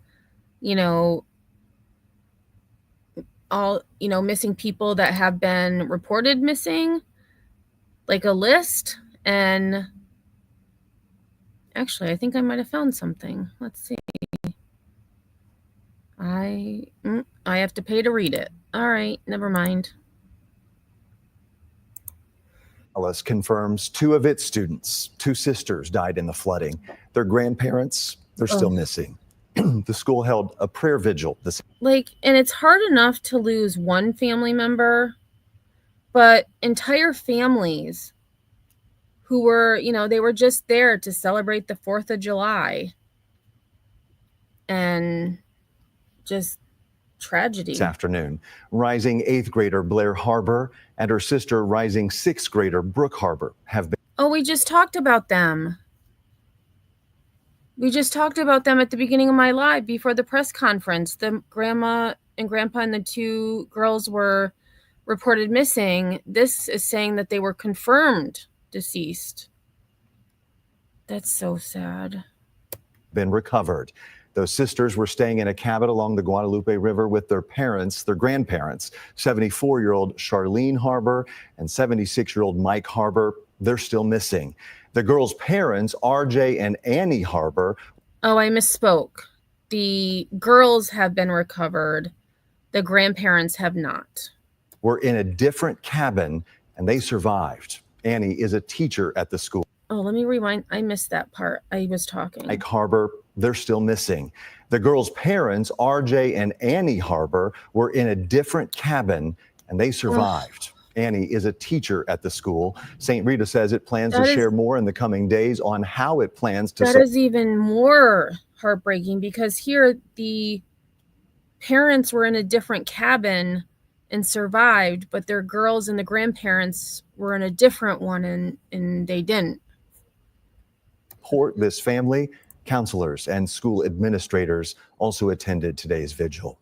Highland Park United Methodist Church opened its doors all day for people wishing to pray for the flood victims. Leaders there tell us several of the girls at Camp Mystic are members of their church and the Highland Park community. A prayer vigil was held earlier this morning at Bradford Elementary in Highland Park. 2 students there were at Camp Mystic. The family of Lila Bonner confirms to Fox 4 she did not survive. Another student is still missing. Both had just finished the 2nd grade. 9-year-old Janie Hunt also did not make it. Her family confirmed that news to Fox 4. She was also one of the girls at Camp Mystic. So right now, hundreds of first responders are on the ground. They're helping with a variety of critical tasks at hand. Organizations across DFW are also en route to Kerrville with mobile kitchens and other humanitarian aid. Fox 4's Peyton May joins me now in studio with how North Texans are pitching in to help. Hey, Peyton. Yes, Casey, North Texans are immediately responding to the need. A crew of 17 Fort Worth firefighters are on their way to Kerrville, and trucks filled with thousands of meals are ready to feed masses of people devastated by the flooding. Operation Barbecue Relief is a volunteer-based organization of pitmasters and cooks who feed first responders and those. I'm glad that this clip is talking about volunteers bringing in food and other necessities, because that's one thing. I was just thinking the press conferences, I don't think they've ever mentioned where people can go for help. We did watch a clip yesterday where this older couple was at a school. They had evacuated and they were able to go to a school gymnasium, but I don't think officials have ever said, like, if you need somewhere to stay, call this number. If you need supplies, this is where you can go. Like, there was nothing about how people could help themselves or get help. It was just, it's all about, oh, we're doing this. They're, whatever. Oops. I didn't mean to displaced by disasters. The group from Wiley is currently on site in Kerrville and passed out 1,000 meals today. Wow, another 1,000. trailer is heading there now with equipment to cook about 2,000 to 3,000 meals a That's day. amazing. With so many lives lost and families still. What was the name of that? Just obr.org. Let me look them up. OBR.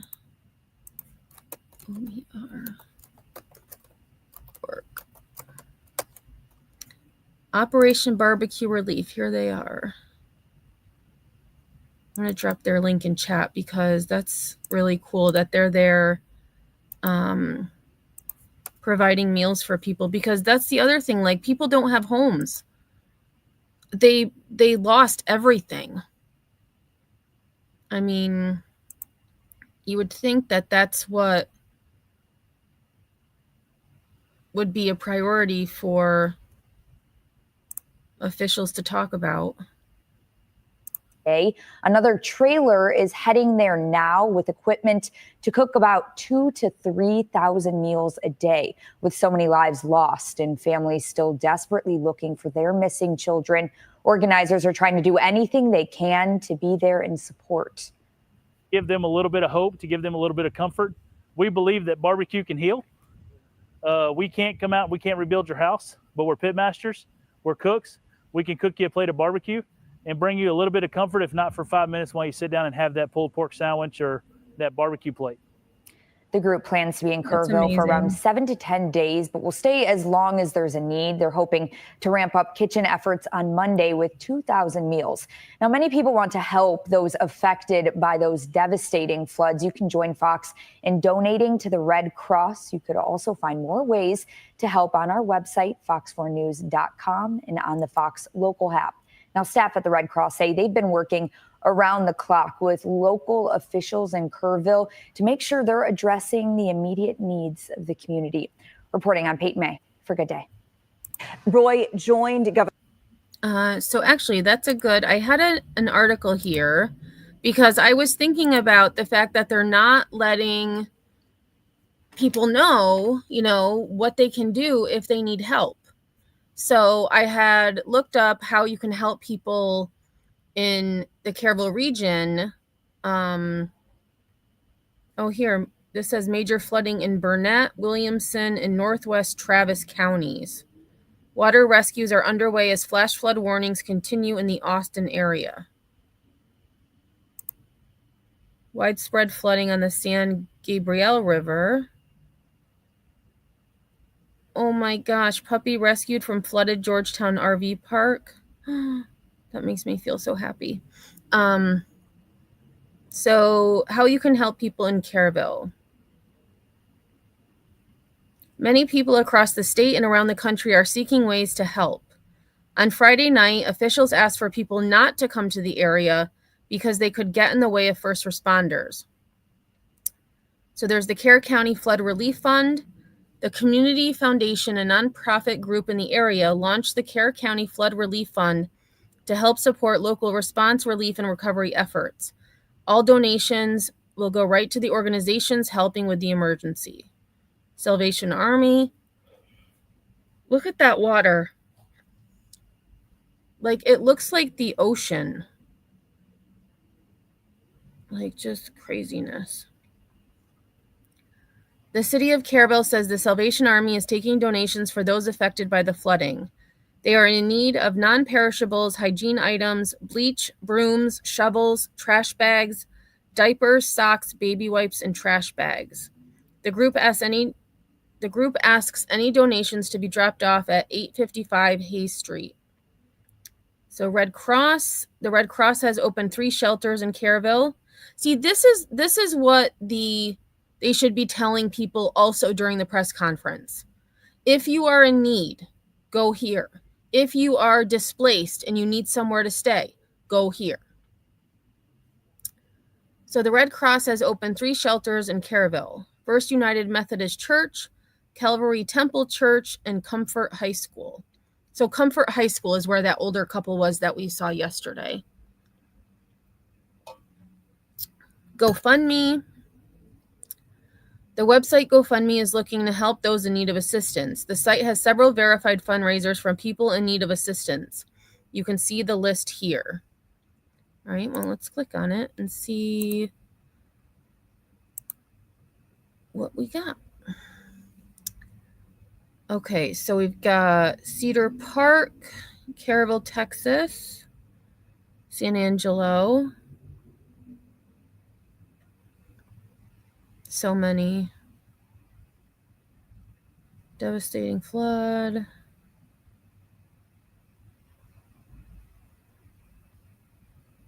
my gosh. Oh, this is this. I wonder if this kid is a kid that died in the flood last month. Let me click on him. I'm curious. Yes. So this kid was a victim of the San Antonio flood last month.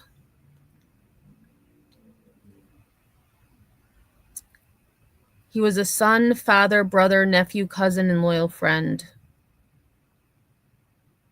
So sad. Okay, and what I will do is put this link in chat. So this is all of the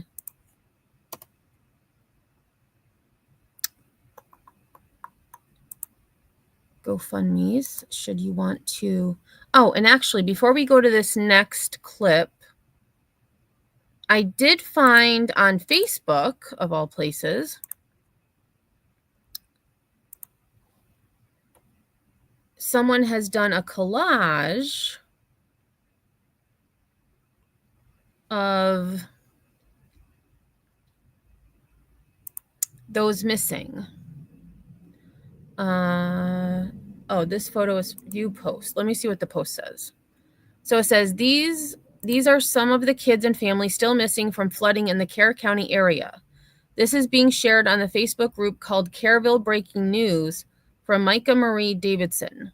It was last updated last night, so it may not be the most up-to-date information available, but it gives us an idea of what they're going through. Okay, so let me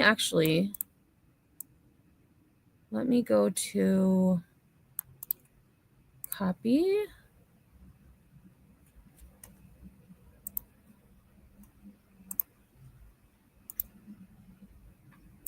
Paste. Oh my God. Oh, so this is, oh, here, it said, was it a group he said? Oh, I don't.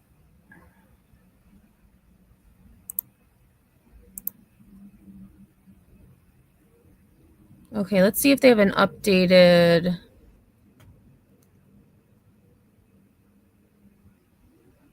Okay, here we go. So this looks like it was, oh no, it says yesterday. I haven't used Facebook in so long. Let me go to new posts.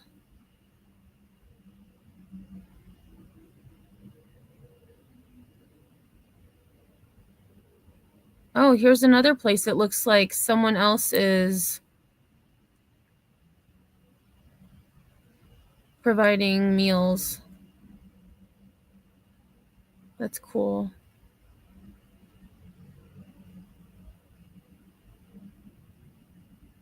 Okay, so I was trying to find.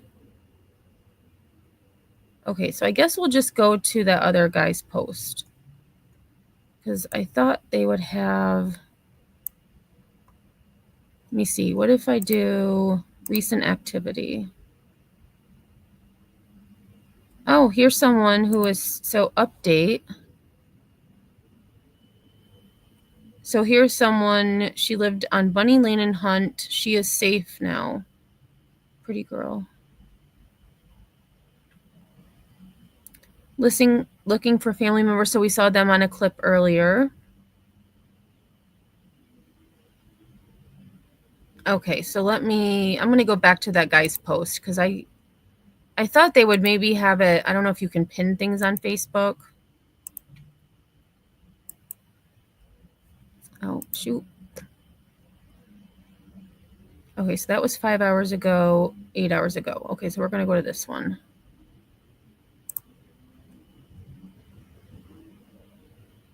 Oh, he's a storm chaser. Okay, so these are the missing,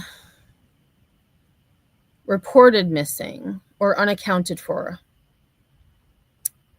So I know many of the kids shown are from the girls' camp. An entire family, 3 children and their parents. Here we have 2 parents and 2 kids. A couple here. Okay, so these 2 Now it doesn't, so Janie was found deceased. So I don't know if it's, if they were found safe or found deceased. But it looks like 2 on that page. There's still, so 1, 2, 4, 5, 9, 10, 11, 12, 14, 19, 20, 22 people just on this page are missing. Okay, so when they say found, that means they were found deceased. That's sad. Because then they say found safe is in green. So we have a mom, couple, found safe. Yes, and this is little girl. She was, her grandma confirmed that she was found deceased this morning. All these people.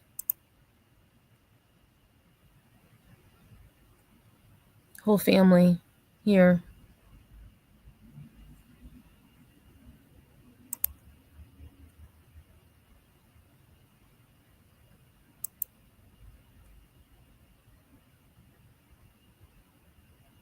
Another entire family.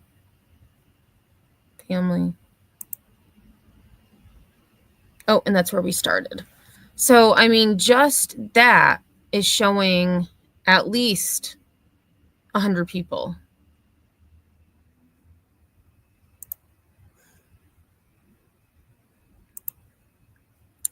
All right, let's get over to chat quick.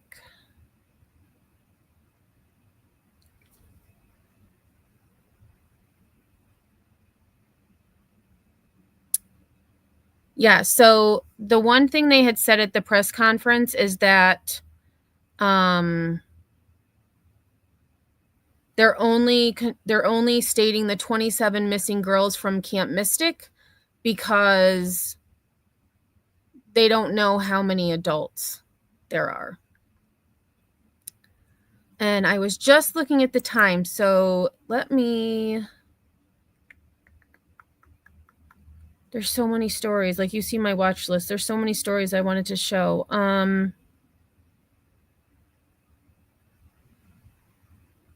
We're going to watch this one. We're going to end on a good note. Let's see. We left here, so we're going to play this one.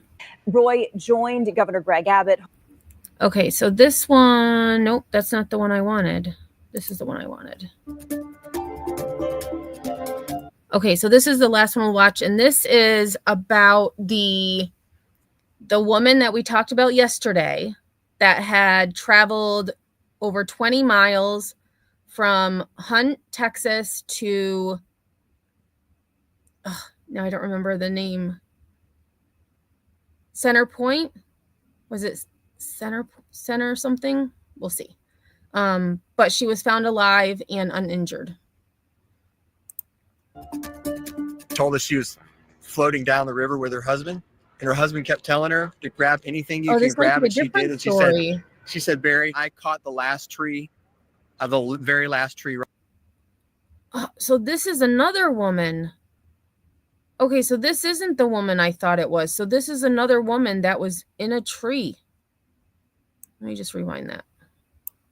Floating down the river with her husband, and her husband kept telling her to grab anything you can grab, and she did. And she said, Barry, I caught the last tree of the. And that tells you how high the water was for her to catch that tree.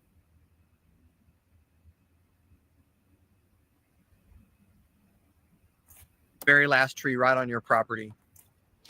That was Barry Adelman, who took this picture of a family friend clinging to a tree in Center Point. And a man stepped out on his balcony overlooking what's normally a peaceful Guadalupe River and became an angel to that woman trapped in that tree. It's truly an incredible story of survival. So maybe this is the woman. But that wasn't the guy that we saw yesterday. So this is saying she was in Hunt and she went to Center Point. 17.3 miles. This woman traveled 17.3 miles. So a woman was camping in Ingram when she says she was swept away and carried. Okay, this is two different stories. It's got to be, because the one guy talking said it was someone close to him. And became an angel to that woman trapped in that tree. It's truly an incredible story of survival. So a woman was camping in Ingram when she says she was swept away and carried nearly 20 miles downstream, dodging everything from RVs to refrigerators. And how she made it out alive is nothing short of remarkable. Carl Jeter heard her screaming. Okay, so this is two different stories. The first story was about the man who saw his neighbor in a tree, or a close friend. The second story, because she was traveling with her husband, the young girl that was rescued from a tree was with her mom, her dad, and I had missed it yesterday. She was also with her sister, her aunt, and her uncle. And so far, we haven't heard anything about her other family members. For help, shared video of those miraculous moments with Sue Calbert. I'd like for you to take a look at that majestic cypress tree on the far bank of the Guadalupe River here in Center Point, Texas. Her branches, her upper branches, big branches, have been ripped from her, but she stood strong as a 22-year-old woman was swept about 20 miles downstream from Ingram all the way here to Center Point. And that shows how she was in this area. So on this branch right here where my watermelon is, this is where the young girl was, in the tree. So that tells you how high that water was. She sheltered that woman as the woman waited for daylight. When the neighbor came outside, he heard her screaming for help, and they were able to rescue her from that tree. True miracle. There's no other way to explain it. You heard her screaming. I did. Carl Jeter stepped onto his porch and became one desperate woman's hero. She saw me, so she started to scream out loud. I began to holler back to her, hey, I see you. We'll get you help. Jeter flagged down a DPS trooper who summoned rescue boats. We had a little bullhorn. We were hollering back and forth at her to let her know, hey, you just hang on, because she was desperate. The woman who watched 5 family members get swept away held on to hope. We brought her into our house and gave her a shower, clothed her because it had stripped all of her clothing off, and gave her something to drink. They say they called the reunification lines to report all the names, and at this point, they're waiting to see if the rest of the family from the Midland area was recovered. One final note, as we've been here this afternoon, people have been stopping by for the homeowners and the people affected by this flood. They've been offering to help.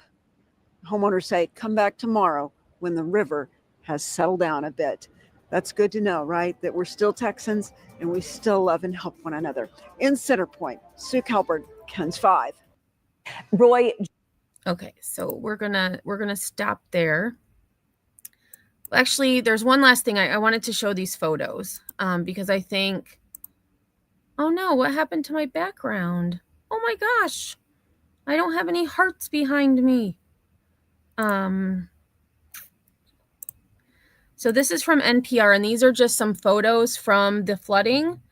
So I just thought these were very powerful images just to show the sheer magnitude of what's happening. This family walking with their kids over all of this debris.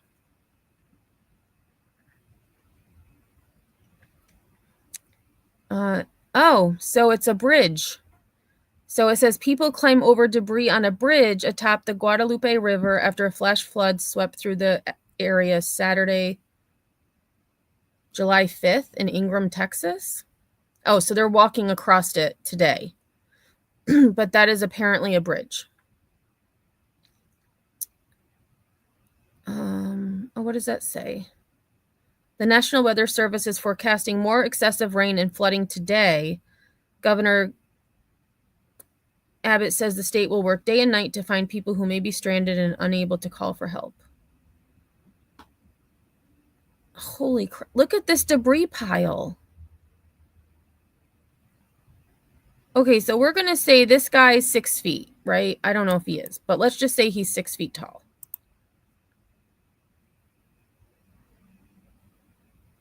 Like, what?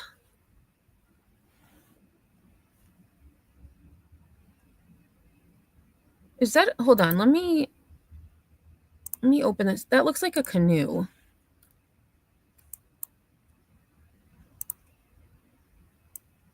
Maybe not. I don't know. That blue thing kind of looked like a canoe, but now that I zoomed in, I'm not sure what it is.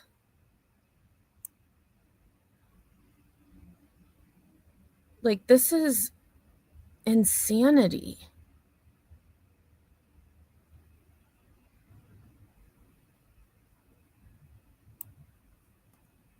Complete insanity.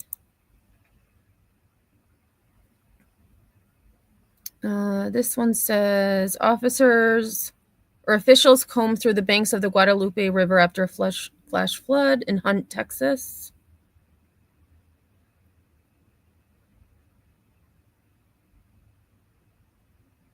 Sure, Evil Queen. Thanks for being here. Oh, looks like a slide. Let me go back. Yeah, it does. Now that I look at it. From far away, it looked like it could be a canoe. Here is what we saw before, the building at Camp Mystic. The wall is gone. Oh my God. Like, what? People look at debris on the banks of the Guadalupe River. Well, this is a tree. This is a tree. And then just all this. This looks like a banister or a fence. Jeez Louise. Another photo from Camp Mystic. And we know that there are still 27 campers missing. I believe one of them is the camp counselor. I had read it on one source that she was found deceased, but I have not been able to find any verification of that. I've only been able to find the 3 girls. Floodwaters left debris, including vehicles and equipment, scattered in Louise Hayes Park in Caryville. God. This is some kind of construction vehicle, it looks like.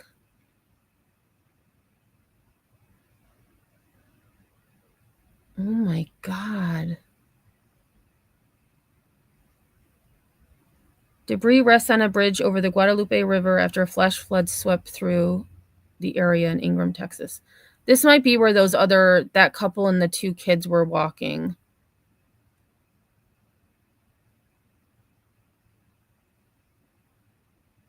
Like, it's just, the road is gone. And the river is still really high. Ugh.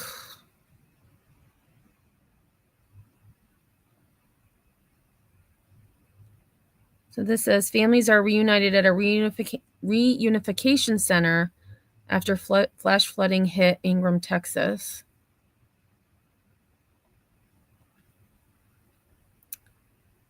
Foreign search and rescue team members prepare their Zodiac boat for operations on the flooded Guadalupe River. This was yesterday. And, thank you to these first responders and the rescuers who are doing this. Onlookers surveyed damage caused along the Guadalupe River. That water, oh my, I can't even imagine how high it was. Here's debris left behind. It looks like a basketball right on top.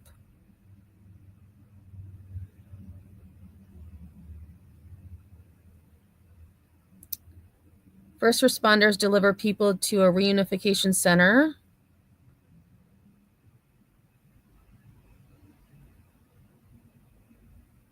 A man surveys damage left by a raging Guadalupe River. I don't know. I would not be standing that close. Nope. Nope. Trees emerge from floodwaters.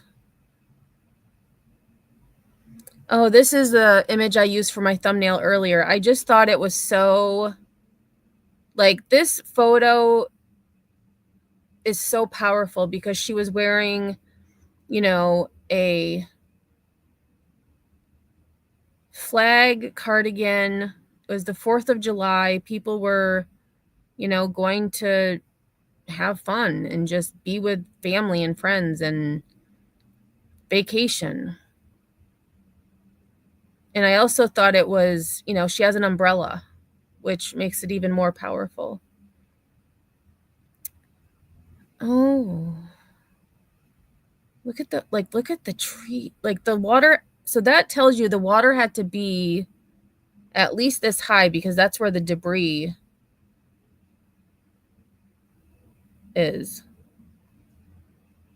Jeez. Reunification center. And that was it.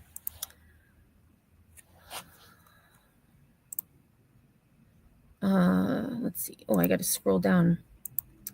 Narco says, I would not be anywhere near that. I seen a family sitting out there and the water was just coming and they would look at it go. I am like, leave the area, please. I saw there was a video on, I think it was TikTok. I was scrolling through TikTok and this guy was filming and he was like, it was like 10, well, he had the time and then he said 10 feet later or something. And I'm like, they're like, look at, here comes the wall of water. And and you can hear like kids around him. There's other people and they're just watching. And I'm like, dude, get out of there.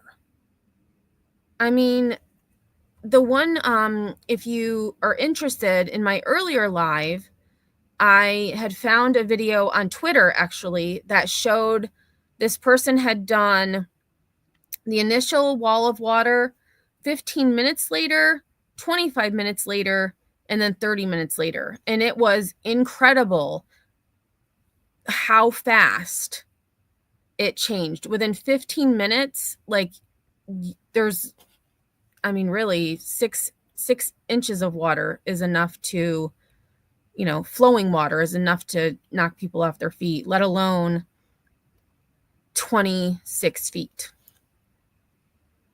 Oh no, you're okay, Narcos. I actually, I was trying to switch the words. I was trying to say they would look like at it go. But then when I read it the way you wrote it, it made sense. They would like look at it go. You were kind of talking like a valley girl, and I wasn't getting that. Yeah, exactly, Narcos. When a river breaks, you don't go near it, you get away from it.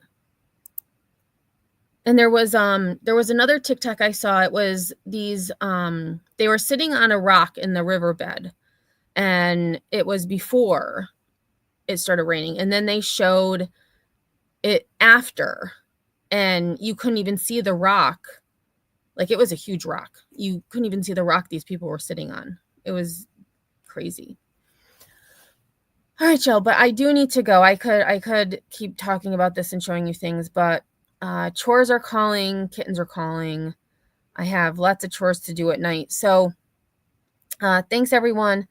Like I said, I have so many stories I want to talk about. So I will probably do a live tomorrow, but not until the afternoon, because they said that the press conferences would be at, I think he said 11 and 3. So that would be Central Time. So I'll probably do a live at my normal 4:30 just to get back into the you know, my habit. Hey, Amber, I don't know if I said hi to you. You might have been in the bushes. But thanks for being here, everyone. I do appreciate it. If you haven't hit the like, please do so on your way out. If you have gotten through this live and you would like hashtag replay, no outro. I don't think I added my outro back, so we're just going to end it. So if I don't see you on these YouTube streets, I will see you on the flip side.